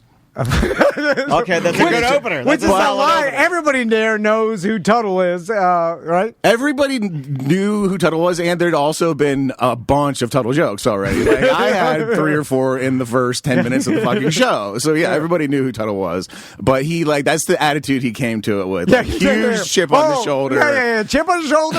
Eeyore, mad. What did he wear? What did he wear to the Isn't that the roast? right energy? I think Yes. that's the correct energy for the day. Yeah. He was wearing like you know, could be fish in a canal clothes, just in like a checkered button up and some khakis, I want to say. But I you know. call it shooter energy. Sorry. So yeah, none of you know who I am. I've been on stage for 10 years, and then he goes into What did you carve on your bullets, Tuttle? then he goes into they didn't even care enough to have me out here like as a joker. They just brought me to introduce somebody. So then he starts complaining about what the role. Yeah, he's done this on our show. I like this role. I like it when he does this. Yeah, it's the Wowsy woo-woo shooter energy anger. Yeah. And it starts to You're mad It that- goes to get a little bigger, right? And Tuttle, if you're listening, I as a fan on stage was like gobsmacked. I was like, holy shit, he's going full Tuttle this year. You like this kind of I stuff. like Tuttle. I'm a member too of Tuttle Tribe, dude. I fucking Yeah. love Tuttle. And that's what I like about Tuttle is if you hire Tuttle, he's bringing Tuttle. Like if he, I knew he wasn't Don't going to hire him and tell him to water it down because he'll bite you in the ass. And He'll like, get you. I can't word for word what he said, but like the spirit of it was like, radio fucking sucks now. Radio used to be good. Oh, my God. Let's get old school in here. You, Ryan Holmes, who was one of the comedians on the stage with us roasting. Well, now he's not going to do jokes. Now he's just going to start insulting people, right? No, he goes, you, Ryan Holmes, I challenge you to a stunt off. Shit. Yeah, I should have gone to this. stunt off, You're right. stunt off. I should have gone to this. Hell yeah. Oh, my God. Doing I it. fucked up. And I can see on your faces, just like all of us there, nobody fucking saw this coming. Not even Sean, I bet. Dude, like, I feel like I've got a pretty good handle on things. I bet that had- rattled Judson's a little No bit. The minute you say fucking stunt idea. off, the Judson's live. The stage manager's like, oh. We don't have insurance for that. Hold on. As soon as I heard Tuttle was involved, I saw something coming. Because I was like, there's something. It is coming. Absolutely, but you had no idea it was a stunt off, did you? Yeah, Even as like a contending #1 stunter of your own, you had no idea a stunt off was Well, on the correct to form, our chat room is very happy that he declared a stunt off. Please continue, because this is awesome. horizon. So he goes, Ryan, I challenged you to a stunt off. Here will be the stunt off.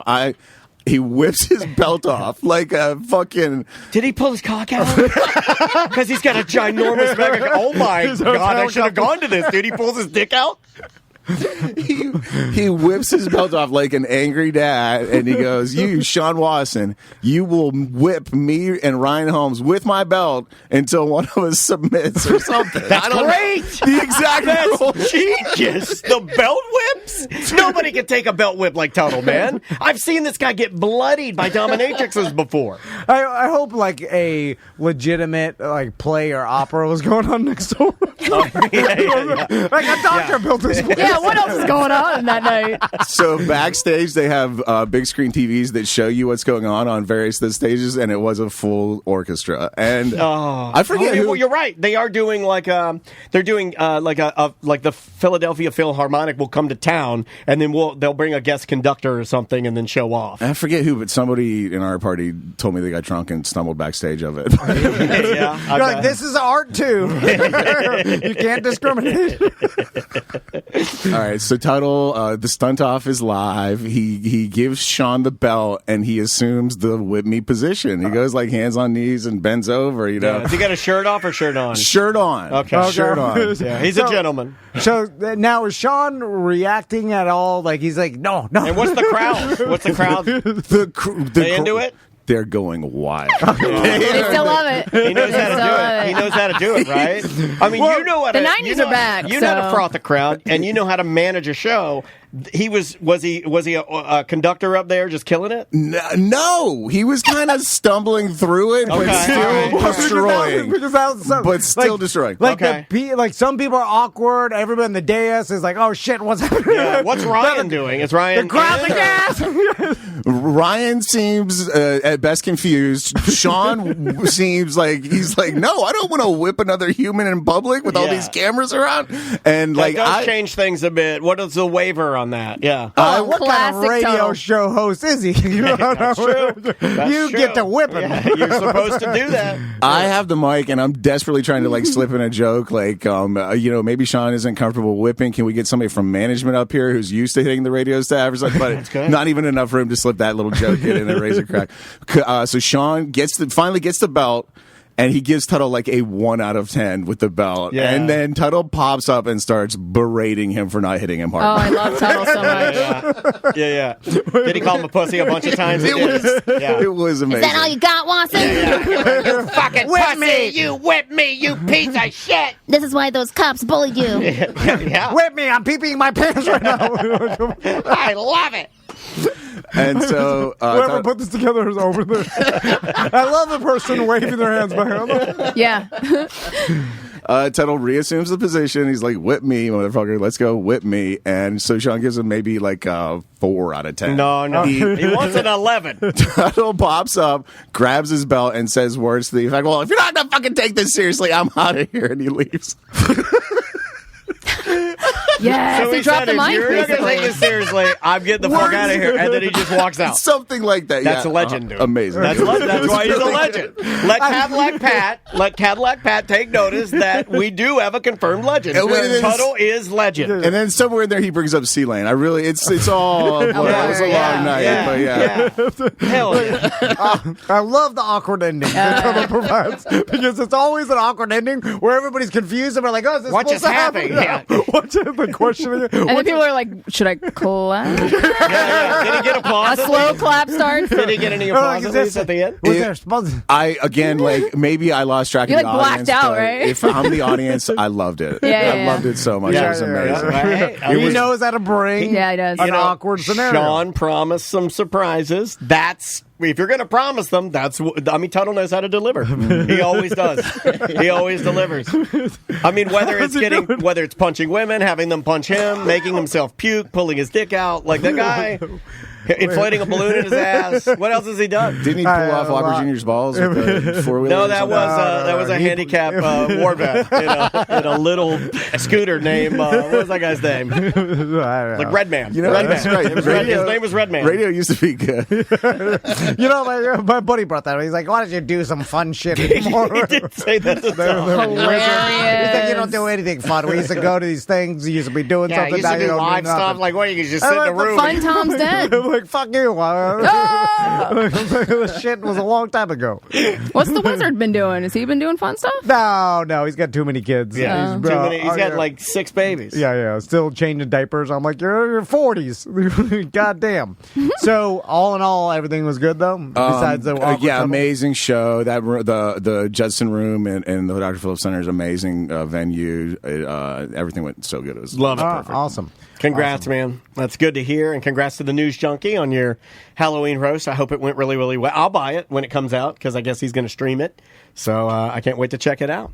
Well, stick around real quick, Ross, until we finish. I'll tell you about the concert I went to on Wednesday. You can't tell me what to do. He doesn't work here. I know you didn't go to Turnstile because I saw you trying to hawk those tickets. Lately, he likes to get people that don't work here and start ordering them around. This new thing he's been doing. I'm sorry. I was pulling my belt off. Whip me, you piece of shit.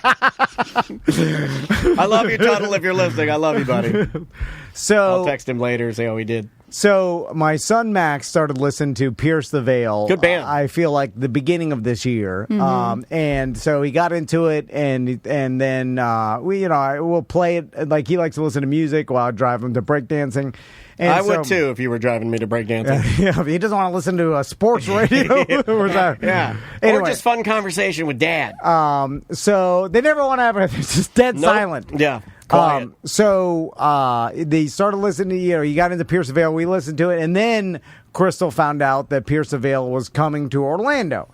So, cool. So she took him? So I got the tickets from Taco Bob, by the way. My God. Hey, Tom, I haven't heard from you in a long time. Why are you leaving me so many I am way too awkward to do that. I asked Taco Bob for tickets. Well, I would never ask Taco Bob for tickets because I don't know him like that. But he would give you tickets very quickly. He, by the way, destroyed at the Roast of the News Junkie. He was really good. So I'm very... With me, you piece of fucking shit. I'm very familiar with who I have and haven't asked favors from. It's the favor letter. Yeah, but like, when's the last time you talked to him in general? Like, that's where I get where I'm like, man, I haven't talked to this person in a year. He I'm not just going to hit him up just for free tickets. He doesn't care about that. He will literally. You're almost Total-esque with that. No shame. He will literally text anybody that he has a relationship with. I say after I ask for the favor, I'm like, I owe you a favor. What now. the fuck are you going to offer? Well, I don't know. I mean, you can come on. I know a lot of things. Hey, Bob, you can come on our podcast that nobody's listening to and plug your radio show that nobody's listening to. So, and I've known Bob for 20 years, and I never asked him for tickets. I mean, back when I worked for the radio station, I just go through other avenues. You would just get them. And so then when I heard Pierce the Veil was coming to town, I was like, I know Taco Bob's got the hookup. It's rock. Like, for sure, they're giving away some sort of If there's a guy in this town that knows cock rock, it's Taco Bob. Yeah. And I've never asked him for tickets. And this one, like, I could just pay for them, of course. But you're cheap, like my wife. So you want the free Taco Bob tickets that aren't going to be as good. So now they were good. I wasn't worried about them being some cheap-ass radio giveaway tickets. They get a fucking nosebleed. You get those old... what if he bought him with his own money? No. I know Bob would never do that.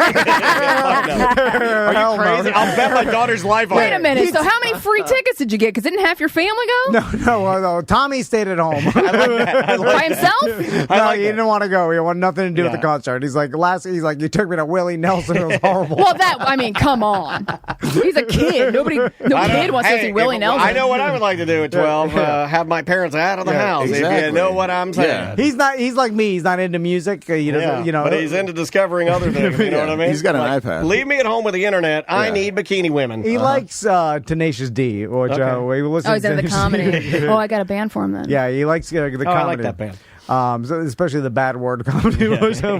Anyway, so I asked Taco Bob. He got me the tickets. Here we go, buddy. Yeah, and so how many favors do you owe him now? Just one. Just the one favor. Okay. Just one. Did you get 4 or 3 tickets? 4. Oh, what'd you do with the last favors? Well, Alex went. Nice. Crystal's sister. Nice. So because she's the one that got Max into Pierce the Veil, everybody had to do with Pierce the Veil except for me, and I felt the energy where You're Pierce the Veil. Crystal didn't want me to go to this one.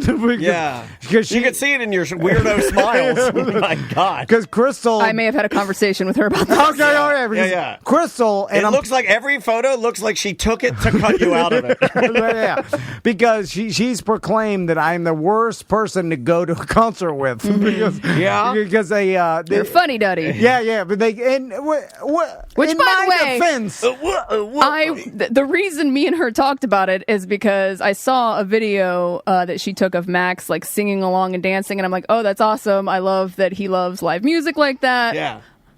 Why did you bring Tom? He could not look more bored. Okay, all right. Because in the back background, you're just standing there like fucking blank face. And I think at one point you just pull out your phone and just start scrolling. No. The person in front of me was scrolling during the opener. And band. you look at other people to see what to do, and you looked at them, you're like, I should pull my phone out. doing it, I can do it. No. Are you nodding or are you stiff? Oh, he's stiff. Hands like in a soldier. pockets or hands at your side? He's just sitting there Hands soaking up his double son White having Claw. a good time. Yeah. I'm looking at the band. That's the thing. Everybody, like, I enjoy. I don't know, can you? That's what we're wondering. You can stop right there. Yeah, no, most people are like, man, I can't wait to get that concert cut loose and really look. Eyes are working It's great today. This is fucking discrimination to those of us who just don't like to bob our head or like are embarrassed to like groove to the music. Groove. Never say groove. Never say groove to the music again. You're so dumb. Because Oh I'm my God. afraid to. Why would you say groove? Because I don't want everybody to be like, look at this old man. Look at this guy grooving over there. Who's this fucker thinking he's Look at this grooving? mover and groover. Hey, you there? You grooving? Everybody there was young, obviously. Like, you know what I'm saying? Like UCF students and like You had your No Effect shirt there was on. no That's old great. man. I didn't even want to wear that, but Max bullied It's me. crazy that song got such a resurgence like a decade later. It's an older song, and yeah. it hit like #1 on the rock charts like a decade after it was released. Was it in something or? No, it's just a TikTok trend. Okay, just TikTok. Yeah, Adele's people were doing trending dances again. to it and yeah, singing along. Adele is having another moment where she's selling another couple million records just because of TikTok. Mm-hmm. So first, I had a black Tom and Dan shirt on. I was like, okay, and then but Max was like, "Is that what you're gonna wear?" Because everybody. Well, how did he say it, or did you He take it said that like way? that, You like may that. have taken it emotionally. No, I don't think it is. I know you say he that. meant it like you that. You say that, but he like, meant it okay. like, hey, you're gonna wear that? Yeah. And then I was like, oh, okay. Well, I'll just put on. I guess the only band shirt I have is the No Effect shirt. So then I put that on because Crystal had a band shirt on. By the way, okay. and Sam probably knows this. I used to go by the rule that you're not supposed to wear the band From the movie. Fuck Jeremy Piven. Yeah, Jeremy Fuck Piven's that a piece of shit. Piven started that. Yeah. Well, Yeah. it was in the movie. What is it? PCU? Yes, Yeah. Oh, correct. okay. Yeah. So everybody's. It was a dumb line. It was funny for a minute, but it's not fucking life rules. Well, in the 90s, that's what everybody was told, like, oh, you don't wear the band shirt of the actual band you're going to go Most see. of the time, what I see now is people get in early, buy the band shirt, put it on. because you don't want to lose it. Yeah. and then you wear the shirt the entire time. Everybody there is wearing Pierce the Veil shirts, so Yeah. that shit is out the window. And then also, every time I wear this No Effect shirt, it happened to me at Willie Nelson.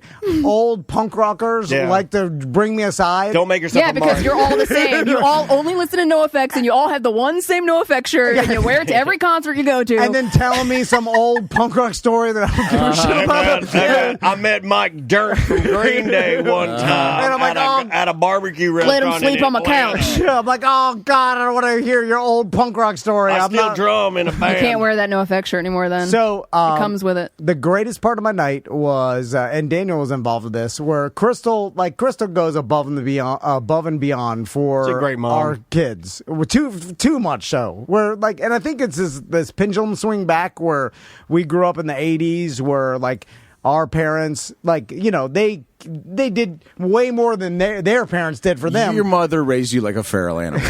But it was the 80s. Like Yeah. when you're 80s kid, you're like you took care of your kids more, and you threw them birthday parties and Speak for yourself. But it wasn't.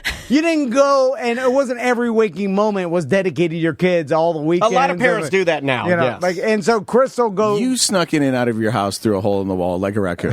That's what we did in the 90s and stuff like you go out, you're smoking. Anyway. Yeah. So Crystal, Max wanted a tie to wear. He wanted to dress up to the concert. Okay. What's wrong with that? So, no, it's fine, but he wanted a black tie. So Crystal driving around town, going from one place to another, they can't find a black tie. He waited till the day of. That's a Is it man. like a tuxedo, or is he going for like a specific look? She Right. ordered it on Amazon, and it showed up at her parents' house in Miami because she changed the address. That's typical van. yeah. God damn it. Little orb. And that's why it never changed your Amazon address because inevitably inevitably You're going to forget to switch it back. You Yeah. will forget to switch it back, and then you're like, "Where's that shit I ordered?" And then you look, it's at your buddy's house or your vacation home that you You have fucking to switch it back immediately, or you're gonna. So anyway, that happened. So Crystal gets all the costumes stuff. Well, by the way, I did have 2 comments about Max painting his nails red or black on because he painted his nails for the concert. Oh, right. And then I put the picture up on social media, and like 2 different people were like, "I'm cool with everything but the nails." Are you serious? Like, some that's old weird, grandpas right? think that's gay. Yeah, some old grandpas think that's gay. And I thought that was How old weird. were they that commented? I don't know. They're old I never- Florida grandpas. I used to paint my thumb to keep me from picking it, just as a reminder, Yeah. because I do it for nerves. But it's also- Grandpa will see it and be like, "Oh." But it's gay." also what rock stars do, right? Like if you're like Yeah. dressing up in a costume. Yeah, but to grandpas, you're gay. Yeah, it's just, I'm It's a sorry. weird thing to- Yeah. I mean, even my dad, like my dad saw me with a thumb painted, he'd probably be like, "Uh-oh." So Crystal, like, he wanted a chain wallet. It's part of like Max likes to have fun. He didn't get Is it from he me. one of my obviously. dad's biker friends? Everything that he's saying is stuff that currently I would paint my nails. But he Let's doesn't normally dress this way. No. No. But Okay. he looked I like at it where like So going. he is putting on a costume. yes. Yeah, okay. He's looking at it like he's 10 years Sure. old. It's so a theme for him. Yeah, Yeah, it's a theme. He wants to dress up I like love it. emo, screamo, whatever. He the also hell. probably got inspired. I thought about this. He probably got inspired loosely from you guys doing the emo thing. Yes, you know? or the and then he goth sees night. you guys do the goth night, and he's Oh, like, he's like, I wanna dress up too. He's like, Yeah, why? yeah. Because it accentuates, right? It makes it a plus. Whatever, like you go there just Yeah. wearing regular clothes, it's a nothing. You go 2 there, days before Halloween. you're all like- gothed out, and you go there. You got the painted nails and the cool hair and the tie on. You're more. I think it's cooler. It adds the anticipation. You're Absolutely. you're getting ready. Yeah. Yeah. And more of it's almost like you're closer to the band. Never dress like the audience. Dress like the band. And so I like it because, again, me and Tommy have no fun. Well, you're living through it. No, you're I'm living through it. Yeah, I mean, I can So- see why you would want to foster that. Dude. He's super. You're like Forrest Gump. You're like, he's not like me, and you're happy. I've said it like that. He's not like me. I told Crystal. glad he likes Paris the Veil, Jenny. I'm like one of them didn't get it. The other one got it hard. Jenny, does he have emotions? Anyway, The oldest one says concerts is too long. so Crystal's looking for a chain wallet. Then I was like, I know who's got a chain wallet. Dan. Yeah. Well, you were sitting here. My business partner. Yeah. He's got all the He shit. never says friend. He knows that. He never says my business partner, my acquaintance the acquaintance I rely on. He knows the computer. Yes, the man that I hate in my subconscious. I have in my phone is Computer Man. Computer Man Dan. Computer man acquaintance. His name starts with a D, I think. So I asked Dan. I'm literally talking to Crystal. I'm like, Daniel, you got a chain wallet. Dan was Come like, on. Wouldn't it be too big though? Well, Well, yeah, no, but- I was, long? no. I have I have the long ass biker. Yeah. I mean, I have a big biker. I wasn't going to give him that. I have 2. I have a big biker with a longer chain. That one came from a real fucking biker store, not for him. And then I have a smaller one that's a tiny blue wallet with the double snaps, and it's a little bit smaller chain with a bigger kind of a clasp for your belt. So, But I do still have my chain wallets. But No then- need to have them, but I got them. in the midst of this conversation, I was like, wait a minute. I bet you that they don't let in chain wallets into this place. You said that. I heard him say that. And I bet you security makes you throw it away or whatever, like not bring it inside because You it could could be as a easily weapon. look that up. Or But do you- No, Well, but he I'm just- said, I heard him say, he's talking to Crystal, and he's like, I'm not going to have him throw away Dan's chain wallet. Right, And then right, I right. confirmed to you, I was like, oh, you're right. They will, because I remember taking my wallet back to my car plenty of times and having you leave the chain, bring the wallet, which is why you buy ones that you can take it through that little hoop. You buy a nice one, actually. So They don't have a knife locker like Sun on the Beach down in Kissimmee? I know. They're Well, not Son of the Beach is classy? a classy Okay. establishment. All right. So then, as I'm deducing that they probably Deducing. don't let you bring in a chain wallet. Watson, maybe I should check their website. This Crystal's like- motherfucker's deduced. Crystal's like, you're no fun. And like, accusing me Yeah. of being no fun just because I'm using logic to, Protect the chain wallet. well, to figure out that they probably don't let these chain wallets in. Right. And then Crystal's like, you're not fun, hangs up. So then, day of, like whatever, that. That's healthy. we're walking up to UCF Arena, and then I notice that Max has a chain wallet. And I'm like, Crystal found one or whatever. She's driving around town. Spencer's, yeah. She is a magical mom, man. And then wow. and you got the chain wallet. So we go through, we're walking up to the front of Audition Financial Arena, and then the security guard's like, oh, no chain wallets. and then What'd you say? Hold on, I'm gonna give you the camera. I didn't say anything because I knew that everybody knew, including Crystal. You didn't need to say anything. I didn't need to say anything. Did you? What did you feel? Can you describe the I felt feeling? my heart grew like the Grinch.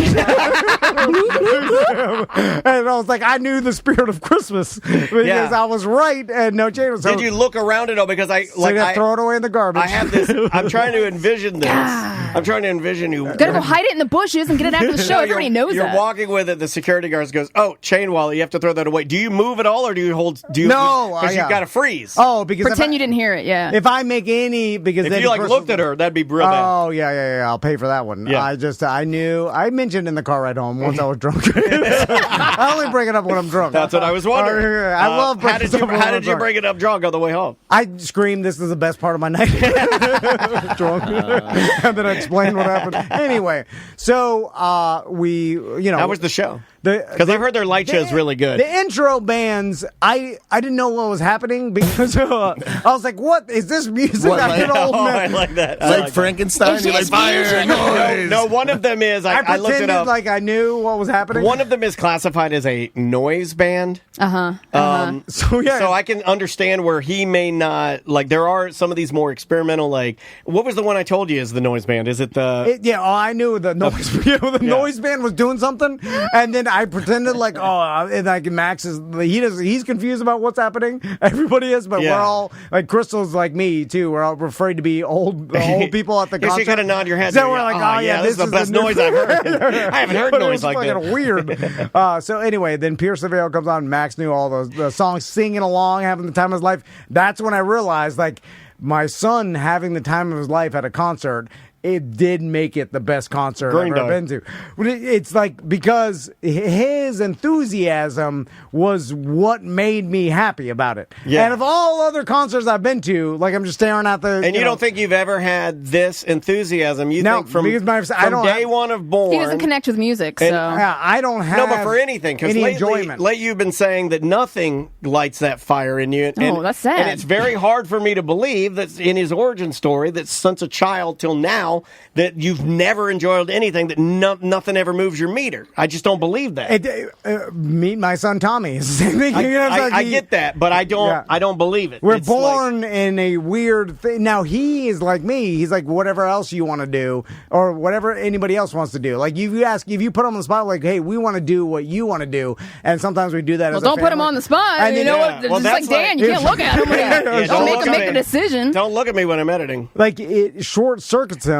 Just like I mean, like if anybody asks, like, "Hey, what do you want to do, Tom?" I'm like, "Hey, whatever else anybody else wants to do." Like if we're all like going to lunch together, all four of us, like I just want to do what you guys want to do. I'm never going to be like, "Hey, I love this place." So what do you say when I say, "Well, then what I want to do is for you to pick lunch"? That short circuits us because of it. No, but that's what I want to do. Yeah, but then I'm like, nah. It's like it becomes like feedback. Because that would make me unhappy doing something. I don't even know what I want. You see what I'm saying? That's sad, man. You need to get some help. Yeah, that's kind of what get some therapy and figure out who you are. It's the best way to live. Yeah, but he says that his reply to that is, no, this is how I'm supposed to be. Therapy, that's not going to do anything. There's nothing wrong here. No. This is who I am. But don't you want more joy in your life other than having to live vicariously through other people to get it? But that's how I get joy. But you could get it in other ways. What I'm saying, if you actually worked on yourself, you don't want to. Okay. But it's not even. It's like I'm born the way I am. Lady I can't Gaga. change. It's like yelling, "Sad that you're gay." People change throughout their lives from when they're born. No, but you can't change your sexuality. You can't change this. I wasn't talking about your sexuality. Well, I'm saying it's a thing. The same as the sexuality. It's not. I'm telling you that my son was born this way. Yeah. No, I get it. And then it wasn't something that was formed. It was like how we. EJ says you're lazy and change takes effort. That's true. I'm lazy. I'll take it from anybody else but EJ. Other than Lady Gaga, people who scream "I was born this way" traditionally don't want to change. That's a sign. But why? But can you see how, like, what you're saying, like, why are you trying to change me? Oh, I'm not trying to change you at all. When Dan picks the restaurant and it's something he likes and that makes you happy, do you understand that also, like, you can also provide that happiness to him by, like, picking a restaurant and letting him be happy that you made the choice too. Right. Or that you thought of something special for him that he might like instead of having him choose it. Yeah. There's other ways to get joy. When the onus is always on you to like pick the restaurant and provide, it's a little bit, it can be overwhelming. Sometimes it's a little swippy swappy sherry, Who are you, Crystal? He rips off the mask. It was Crystal the whole time. That's what she says. I gotta let you make the I love decision. that everyone's telling you the same thing, and you're like, nope, can't be it. But that's the way it's gonna be, And then No, when you work with him like this, and I'm sure Crystal feels this way I don't too. try to change you. You get to a point where you're just kind of like, yeah, well, I mean, that's the You way. yell it at is. him all the time that he's too sensitive. That's the way it's going to be.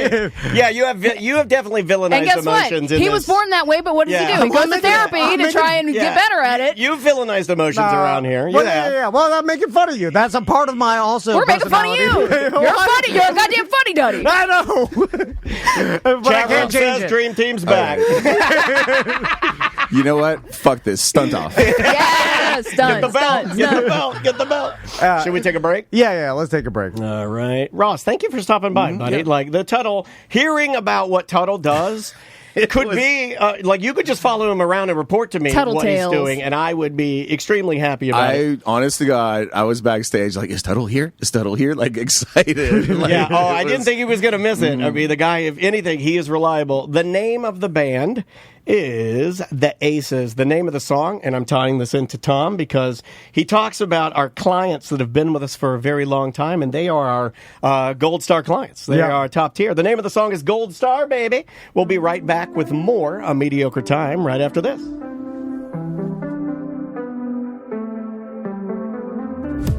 I know where to go. Follow the rainbow. Every flavor you can come and say. You want an awesome gift to give to someone? Get them a pinball machine from the Pinball Dudes. Man, I would love to have one. ThePinballDudes.net. We currently have a Jaws machine. I played that one the most. Now it's eclipsed Godzilla. Godzilla was my favorite. But here's the deal, guys. New, used, hard to find. Buy, sell, trade, like these rentals. These are that's why they're called the Pinball Dudes. If you want to rent them for your business, if you want to rent them for your house, you can do that. If you want to rent them for a party, you can do that. Well, let's say you know that your spouse would love a pinball machine in their like man cave or their den or like a part of the house or like even their business, like, and you could rent one from Andrew. Here's the cell phone number, 321-591-1062. Call him or text him. If you buy a pinball machine from the Pinball Dudes, he'll come and set it up for you, make sure everything's working. And it really is an investment that holds its value because you could sell this thing later, probably sell it back to Andrew eventually. Yeah, or just trade it in for the new one you want. I mean, some of those, like our Godzilla machine, is still priced almost exactly as the day it was sold. Yeah, and putting it in your lobby. I know every guest that comes in loves seeing the pinball machine. It's and big, playing it. it's hardy, it makes noise. It's a piece of art. Yeah, you hear Ram Dave Z talk about what currency is. Pinball machines are currency. It's thepinballdudes.net.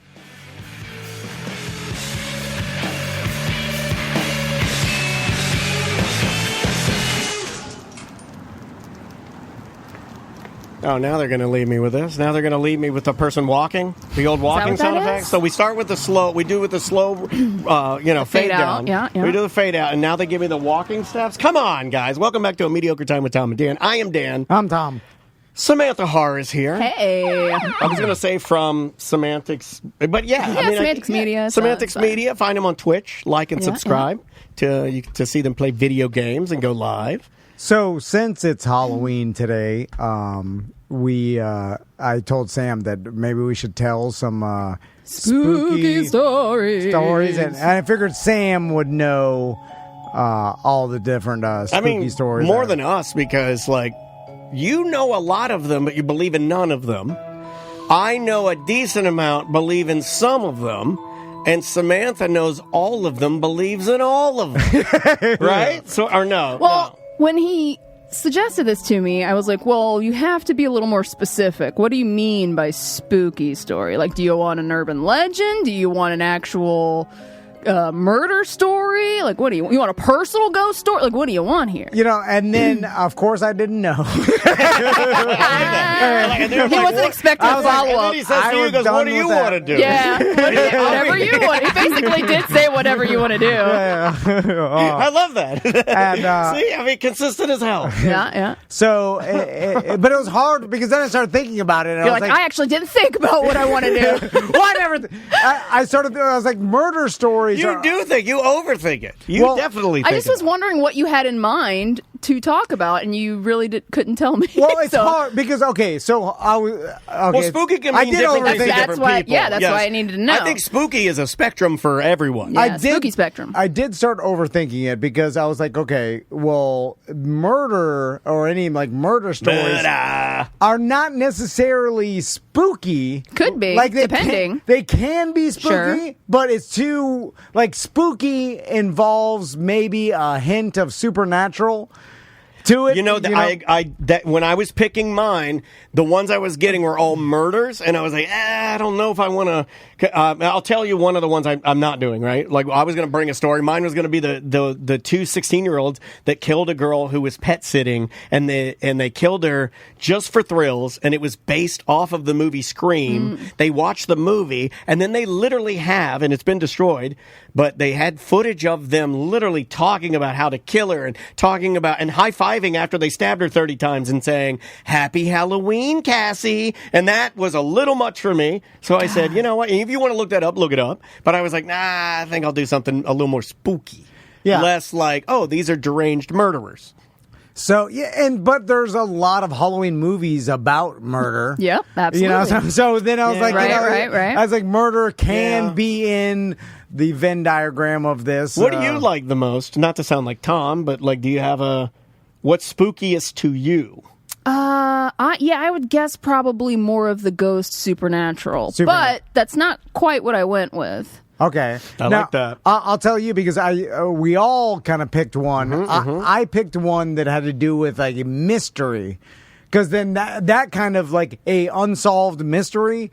My favorite show as a kid. It's a real life event that no one can figure out what exactly happened. That's a trend on Reddit right now that's very popular, where it's like, this woman walked into a mall in 1972 and was never seen again. Yes, I love that kind of stuff, man. I'm into that. Yeah. So what did you pick, Sam? Well, I had 3 that I had pulled, and one I actually threw out because it was just too much, and I didn't think you guys would be able to sit through it. So I have 2, and we can either do both if you want, or you can choose one. All right. One is about a mystery thing that someone found. Okay.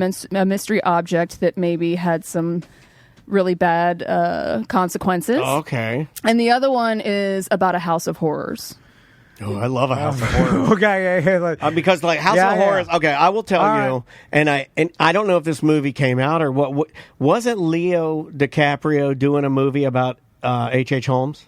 He was supposed to be. That was announced a long time ago, and I haven't heard anything about it. To me personally, Dan Dennis, there is nothing more scary to me. That's a creepy story. Than the story of H.H. Holmes. And when I found out that Leo DiCaprio was going to play the guy and do the whole murder hotel, I was like, well, you got me, because that's my number one tale story. So House of Horrors I'm a big House of Horrors guy. What do you think, T? I'm a House of Horrors, too. Yeah, we're going to go House of Horrors. All right. Yeah, let's do it. Just looked it up. As of 9 months ago, Devil in the White City, the H.H. Holmes movie, finally picked up by 20th Century Fox. So I guess they were shopping it around, perhaps. Oh, so it's done. Well, I think it just got picked up, meaning they're going to produce it. I would assume. Okay, so now they have funding. All right.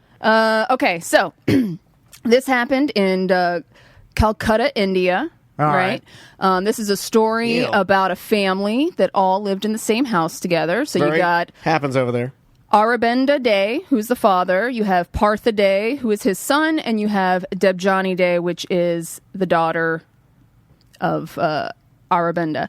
So I knew a Debjani. What happened was neighbors noticed at this house that there was smoke like billowing out of the house. So like, oh shit, looks like the house is on fire. They call, not 911 over there, but they call in someone India, it's about 119. 119. They call It's very 119. odd. Yeah. And when they show It's up, 119 mud. I was gonna make a 7-Eleven joke, I know you were. but I have. Hey, that's good. That's 771. You could have said You know what? I 711. should- yeah, that You would've could have been said good. 711 and been God totally damn it. fine, as long as you didn't say 711. All right, I said the worst part. I couldn't help myself.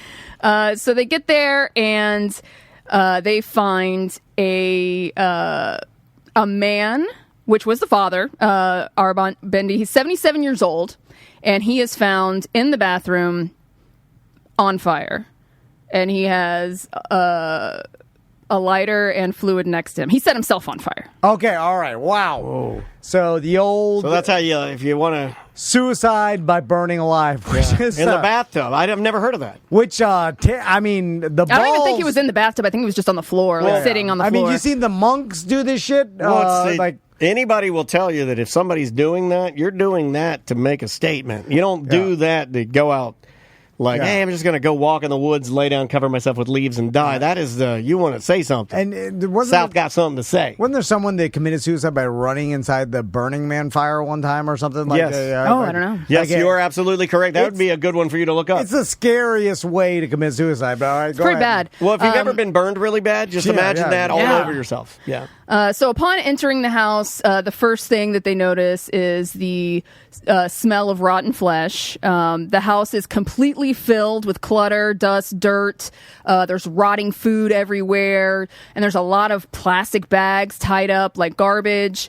They hear like a faint voice in the background, which at first they thought was like chanting of some sort. But it was just EJ playing Pokemon Go. It was actually the voice of Joyce Meyer, the American evangelist. They had speakers in every room, and they just played it on a loop.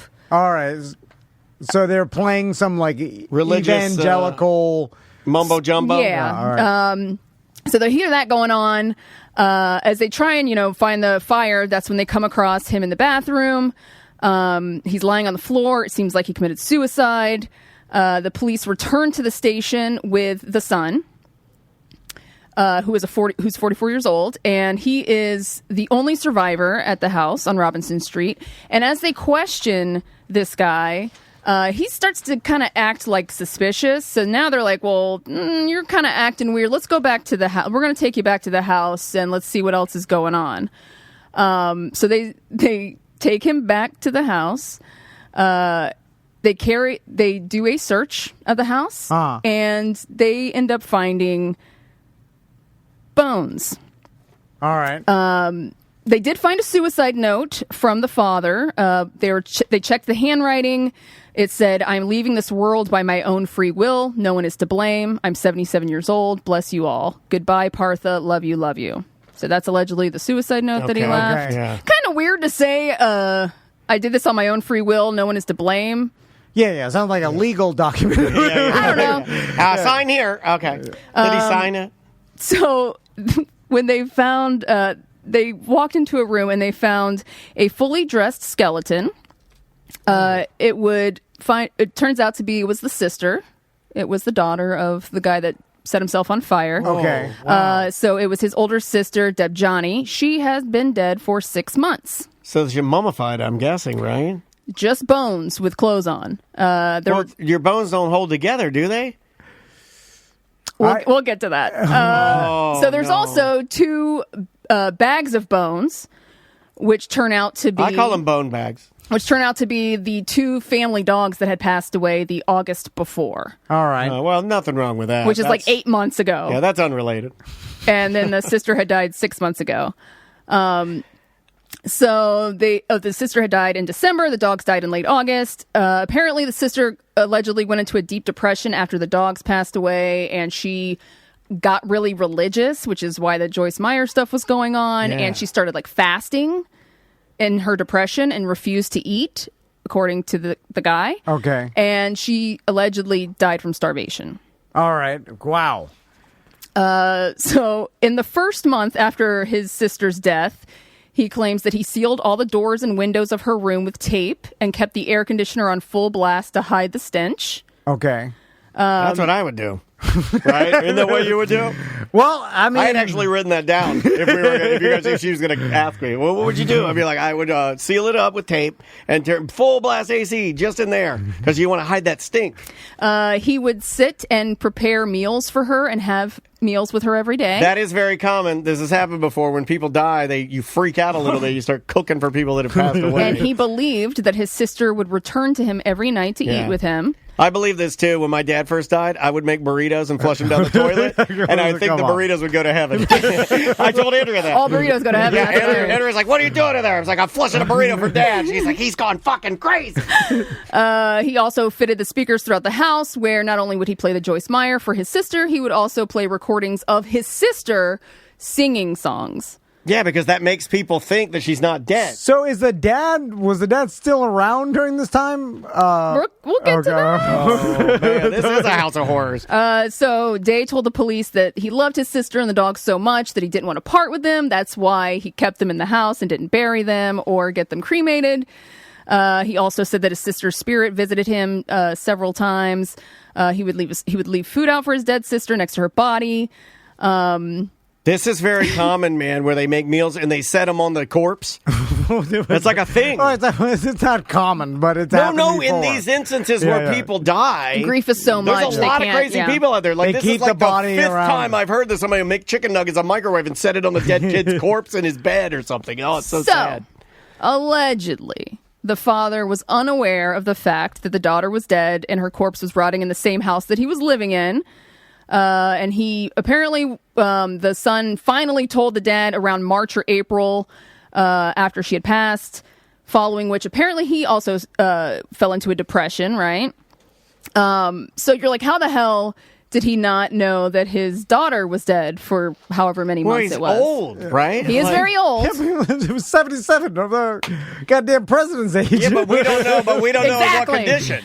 We don't know what condition. Yeah, was he sniffing hair or was he taking meetings in China? I guess that actor, Gene Hackman, you start losing it and then his wife dies and then he just wanders around the house until he dies, so it's like you can... you're just confused. So the earlier, his wife had passed away, right? So I guess the mom and the wife was the one that held the family all together. So after she passed away, the family, even though they all lived together, they didn't really talk to each other much. They found in this house, every single one of these people had diaries and notes everywhere. And the police concluded that they believed that the family only communicated to each other through notes. Weird. Oh, I want this. And so that's why he did not know that the daughter was dead in her room. Were they all mentally ill? I mean, they had to be some sort of something. It might run in the family. Yeah. I mean, two mentally ill people marry each other, then have mentally ill kids. And then they live mentally ill until they kill each other. Yeah, and then there's a whole, I mean, that's got to be it, right? Just like a pack of mentally ill animals killing each other.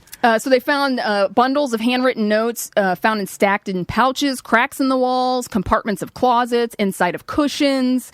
Like just manifestos everywhere. Yeah.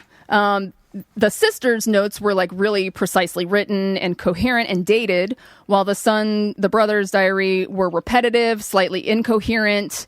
He mentions that he wanted to divide the property equally between Debjani and Partha. So they found a note that the dad had written on April 15th that he was going to split the property between the two siblings.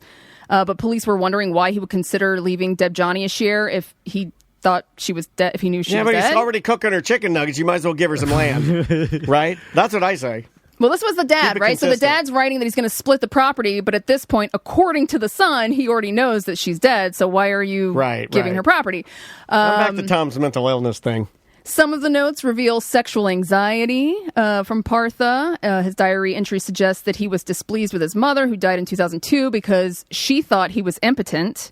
One of the entries also said that his mother used to send a maidservant to his room because she suspected he was impotent. Another note suggested... I wish my mom had sent me a maidservant. The maid, she was trying blow him to make sure my son's not impotent. Go blow my son. There are a lot of speculation. God, my mom never did that for me. That's the coolest fucking mom ever. My mom's like, knock, knock, knock at the door. I open it. There's a lady there. Quit playing with yourself. Who are you? She's like, I'm here to suck your dick to make sure you're not gay or impotent. I'm like, okay. Right? Yes. Yes, my mom's the fucking best. Tracy, you need to do that for your son.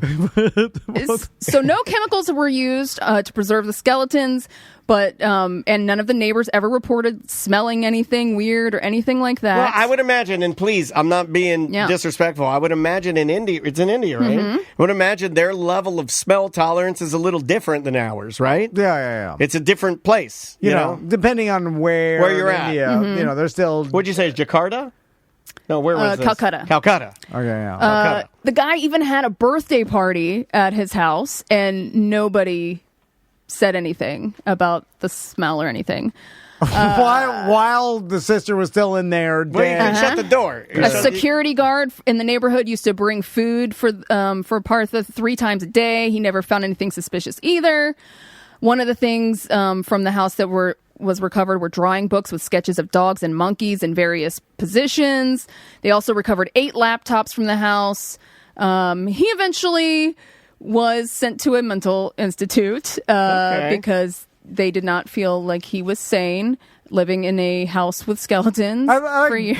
During all this, you were writing, you're like, you know what? I'm going to draw a monkey butt fucking a dog. You know what? I'm so grief-stricken right now. I know what'll take the edge off. Hold on. I'm going to go to the fridge. I'm going to get myself a Topo Chico, and I'm going to sit down at this table, and I'm going to draw, what'd you say, a monkey butt fucking a dog? Yeah. Just charcoal sketch. Oh.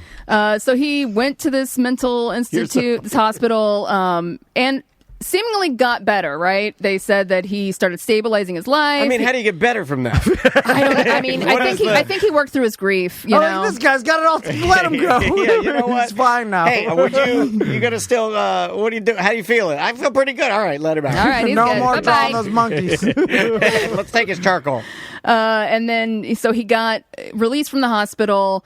He ended up getting his own apartment and everything, and things seemed to be turning around.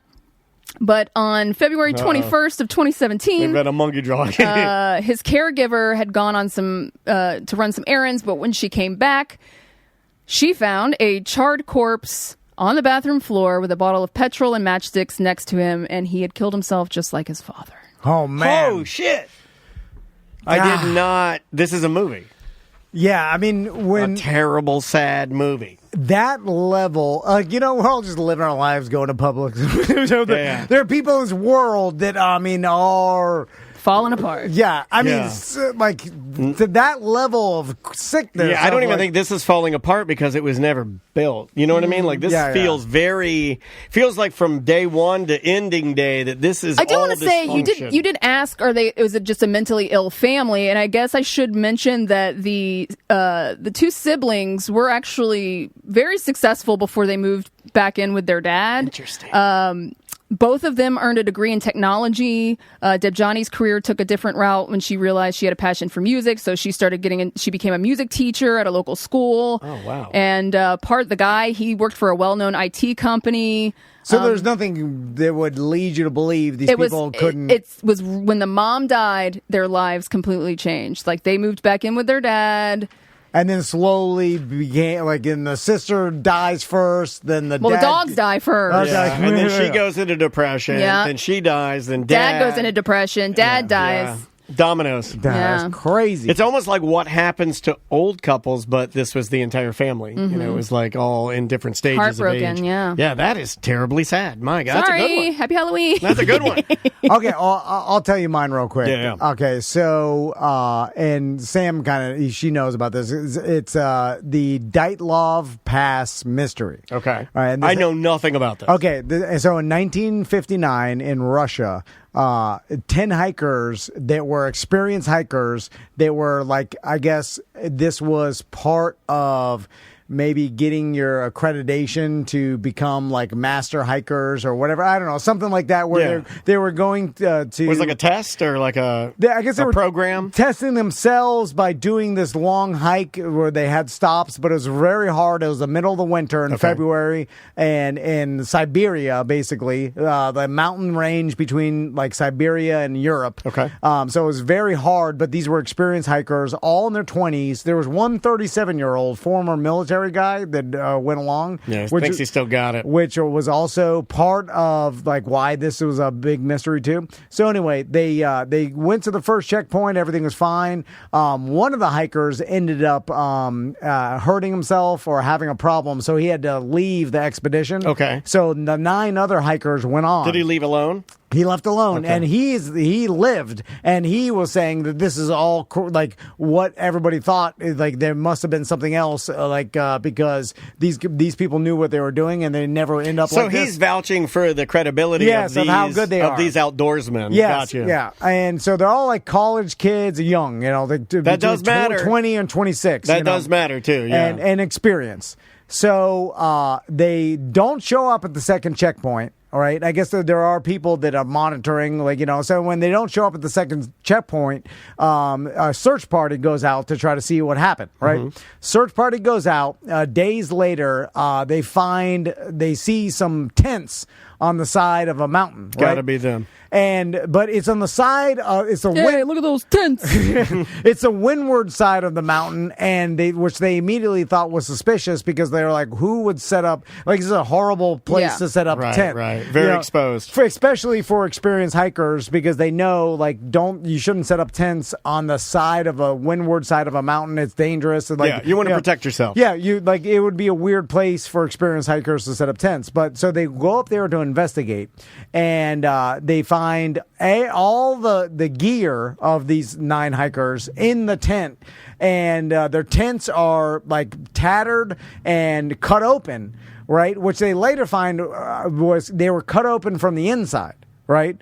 So, and then all their clothes were piled up neatly into the corners of the tent. Yeah. And even their food was still there, like they were preparing it or whatever. So it seemed like whatever happened, they cut open the tent from the inside and fled. Like ran out in a hurry. Yeah, ran out in a hurry. So then they found footprints, right? So dude, this is great. So the footprints, half of the footprints were barefoot. So it told them and then their shoes were still in the tent. So there were some footprints that were one shoe, one barefoot, some both barefoot.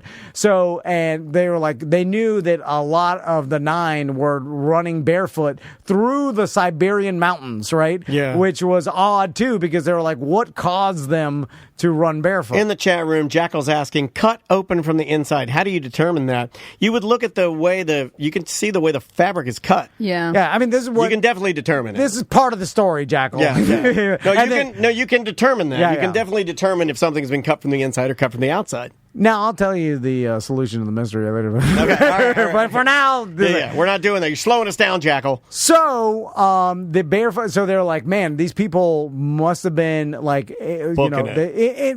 they also determined by the footprints that they weren't running, that they were walking. Right, so that was odd too. So they're like, You'd okay, probably have less force when you land. So the first 2 bodies that they found, they went down to the woods because they followed the footprints.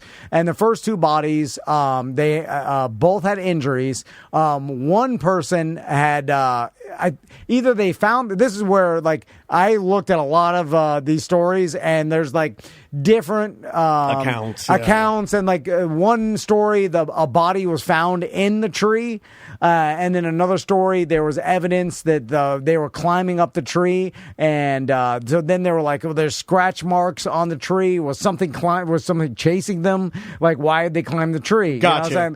But then they all had injuries, right? It's one of the bodies was found with burn marks on their hands and feet, and both bodies found only in their underwear.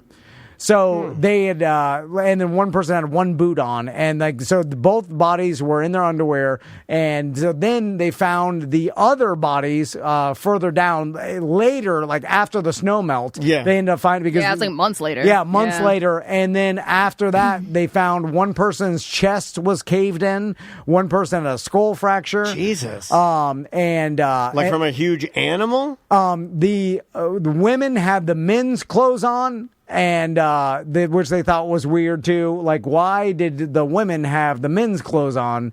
And so And why does this boy have his nails painted? Well, that's what I commented on the post.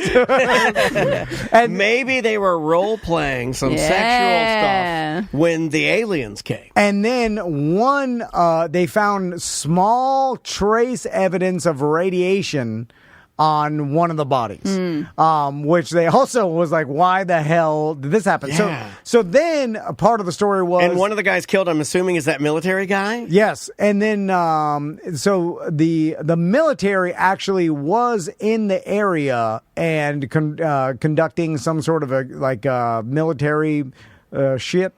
And, okay, that's perfectly sound. Yeah, military shit. and then one of the reports from one of the military was they were like seeing weird lights that they actually like made a report like, hey, there's weird lights over on the mountains that these people were at.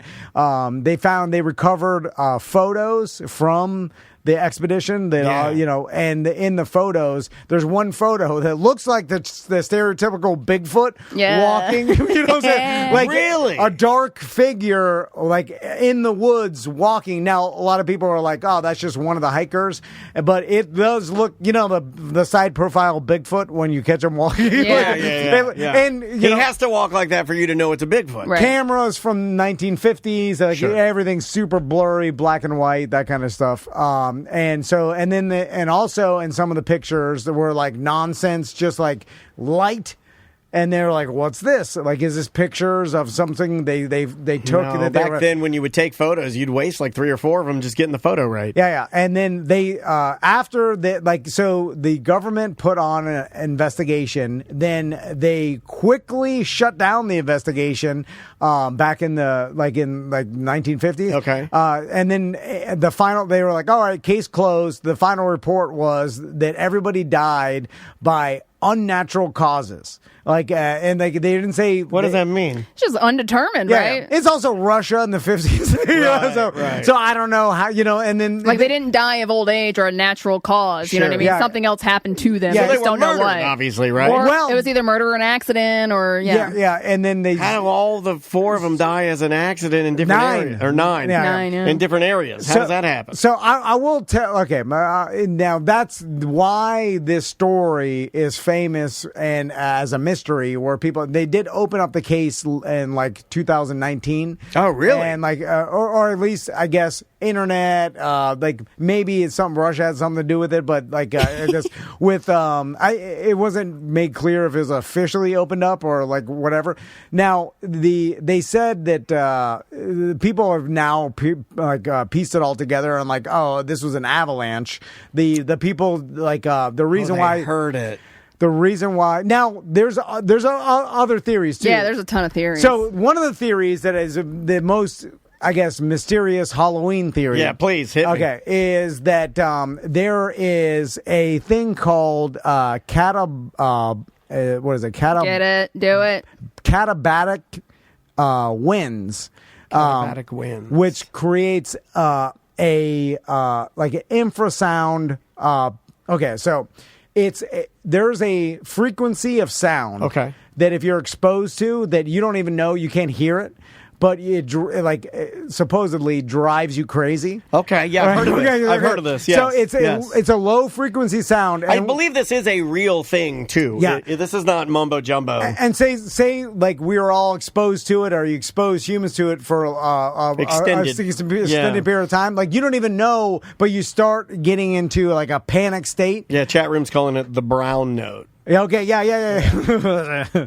So then, and so there's a theory that winds were causing this like ultrasonic sound that they were being exposed to that drove them all crazy. Yeah, I've heard that's a theory. That's what happened at Astroworld.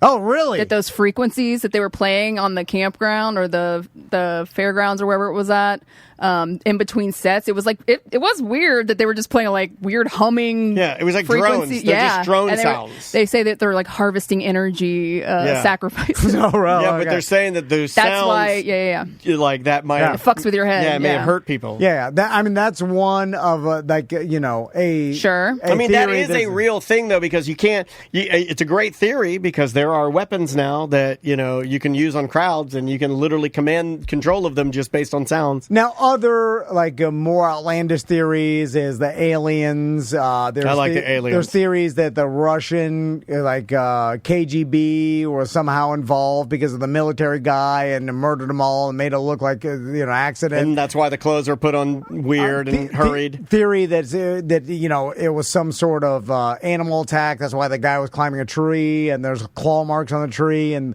so the prevailing overall, I guess, the people that think this is what happened is the avalanche.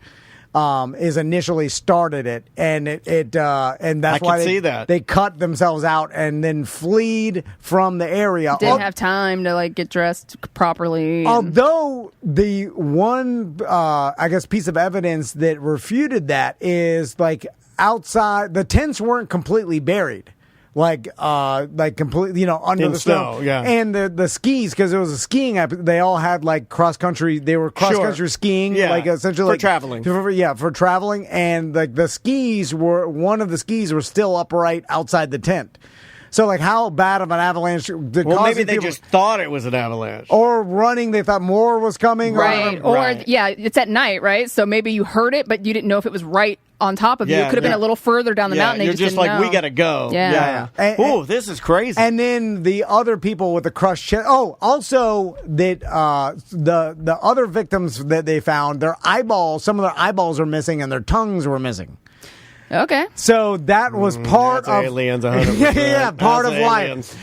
Now the chat room says alien avalanche. Yeah. Now I was like, no, there's got to be. It's not satisfying you. And then it turns out that they figured the birds just pecked them out. And then the animals ate the tongue, soft tissue, because some of the lips were missing and stuff. Yeah. And then the snow itself crushed the people's chests. Interesting. After months of buildup, and I could see that. And then that It'll caused pop you like a grape. And then the other injuries were caused by the initial avalanche. Although, still to this day, there are people that believe something more nefarious happened as well. Especially that guy that was with him. He's probably gone now, but that guy, because he was now it is weird why they set up their camp on the windward side of a mountain in dangerous avalanche territory, experienced hikers and and then also why didn't they immediately get their stuff? They should have known,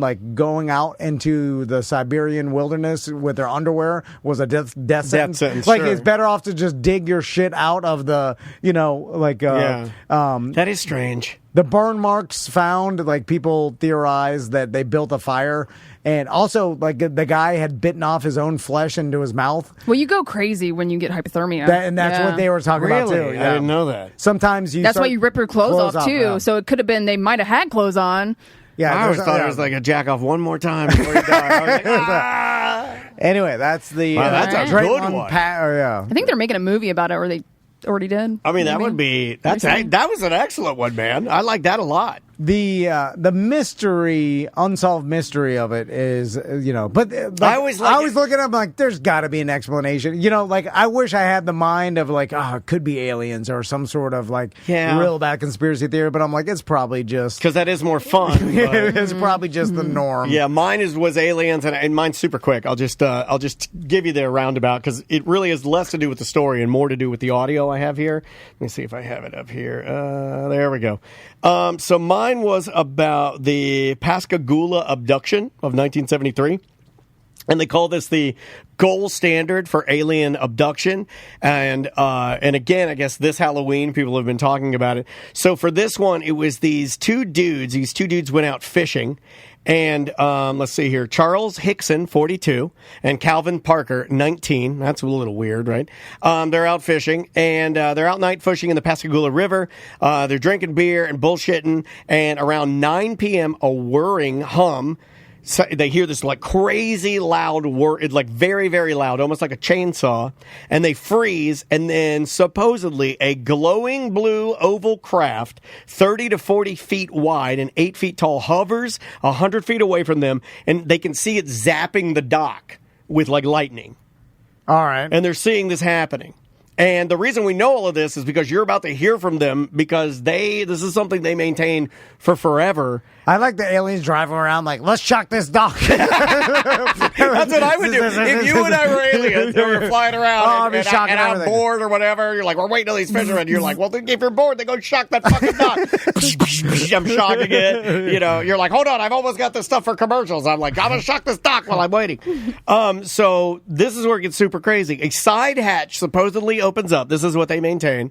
And out slither, they can maintain 3 beings walked in, 5 feet tall, grayish, wrinkled skin, looked like elephant skin. They had no necks. Their heads were fused to the shoulders. They had slit mouths and like robotic gashes on their bodies. And they had claw pinchers instead of hands. All right. One of them float towards them, touches Calvin's neck with a claw, and boom, they're both frozen. They're both frozen, and so they it's 20 minutes of paralysis, and apparently they were being tested somehow. Up the butt. Up the butt. Yeah, this is probably where they got all of that. They dump them out, they fly away, boom, that's it. And then the police were running like a recording with the guys to like collect evidence, and these guys apparently didn't know they were being recorded. So I'll just jump to the meat. Okay, you get a recording of their account? This is them. It's kind of hard to hear, but I'll tell you right now, there's nothing creepier than hearing 2 old men talk about something that happened. Even if it's crazy or didn't happen, it just sounds crazy scary to me. Here we go. I didn't see no door swing. I don't know that open. I don't know what kind of shit on it. I don't know, just see something. And look around, them damn blue lights and them son bitches, just like that, they come out. I looked right at them. I saw their eyes. Them sons of bitches. So he didn't know he was being recorded either. He's like, them sons of bitches look right at me. You can't believe it. You can make people believe it. You can't believe it. You can't make people believe it. They're getting tired of like telling their story and people don't believe it. Right there. I couldn't believe it. They won't believe it one of these days. They won't believe it one of these days.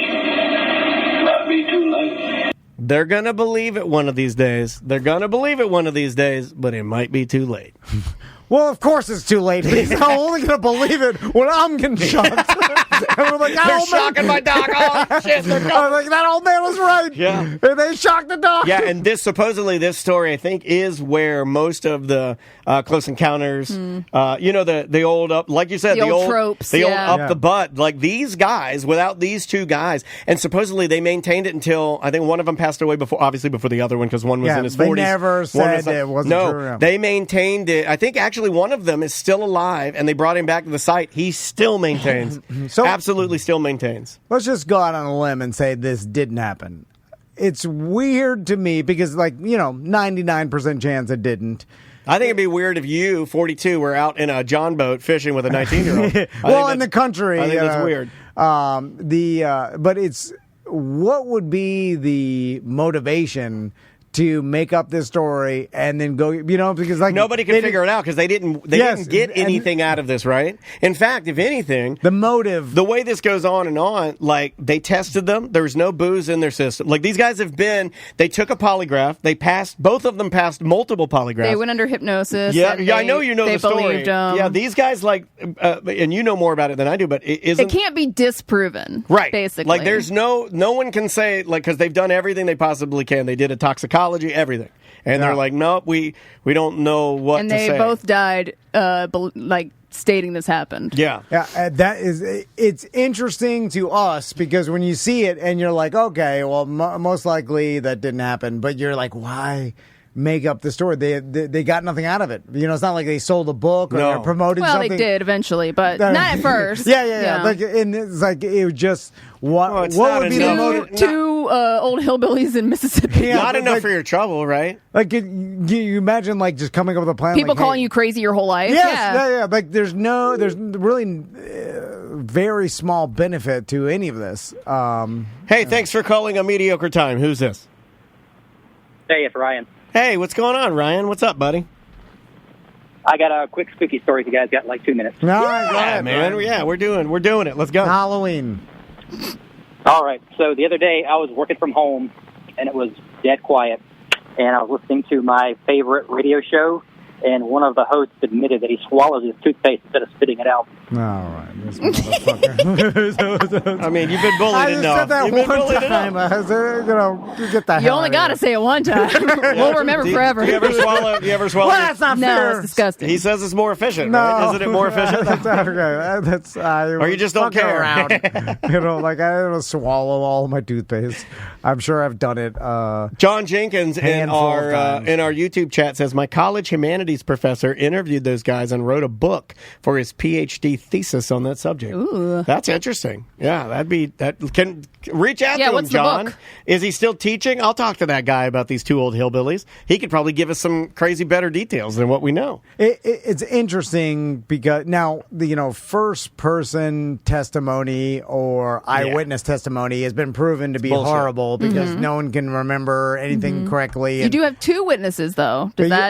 You actually technically have 3 of seeing a weird object because there was a service station guy that called into the sheriff before this About was the reported lights. and said that he saw like a weird light. Yeah, he saw blue lights. Yeah. There's a guy that corroborates the 2 guys saying blue lights shocking the pier. He doesn't say they shocked the pier. He says, I was over at the service station. I saw blue Saw lights. some I saw weird blue light, yeah. lights near the pier. So Yeah, because I think we all look at it like, if you are sane, telling a story like this, no one's going to believe you. Even like this Right. guy's old man saying, he's like, I know no one's going to believe you. So then we're all looking like, man, why are they so adamant that this happened and never... Have you ever had something happen to you and no one believe you?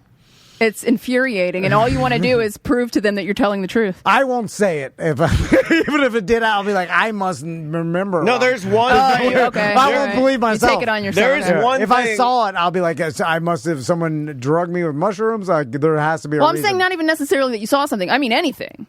No, if I have one anything thing happened to you. I have one thing that happened, and it was at a Tom and Dan event at Caddyshanks when you told Tony Rage if he threw a Sapo, you'd suck his dick.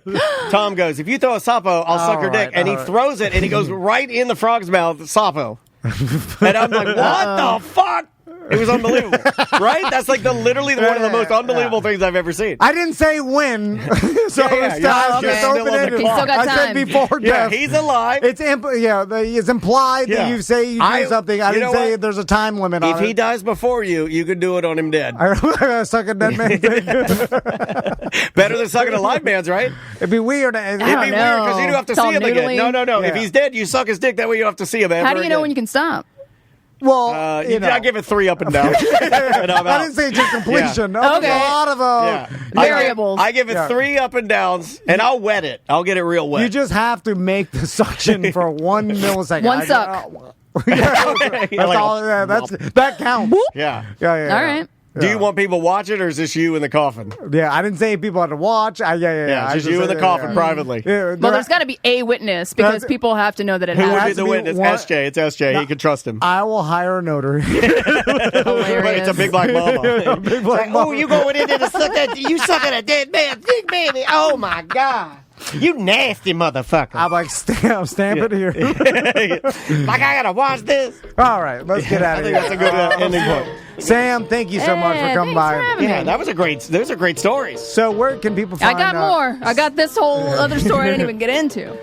Sipping with Sammy? Yeah. What Yeah, twitch.tv/semantics media. Most Sundays at 9 a.m. I am doing Sipping with Sammy, which is just me talking about different current events and pop culture that happened during the week.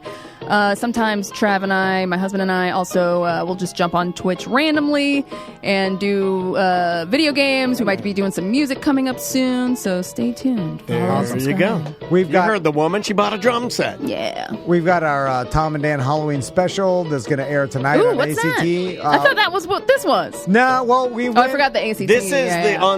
this is the uncensored Gotcha. Samantha special. We have to do a censored radio special. And Cemetery? We went to Seth's new house. house and brought a tarot card reader. We did. Our buddy, Really? Our buddy Ian If. Yeah, he read. He had Seth pick tarot cards and went all around his property, and then special surprise visit by Tracy. Special surprise visit by Vera, their daughter. Yeah, it's a something. We basically delayed him working on his house. He comes out all we wasted dusty. about an hour of his time. He's stressed out. It made me happy. I was so happy. The wind is blowing all the poison. He nuked all the seagrass, and the wind is blowing the poison down the lake. Anyway, that'll air tonight. Yep. And for everybody else, happy Halloween. Happy Halloween, guys. Hope you guys enjoy your Halloween, and we will see you on Monday. Hold it, fellas. Oh, wait a minute. I can't publish that. It's mediocre. This is all jokes and funny to you, huh? You can take it up with legal. Have a good day.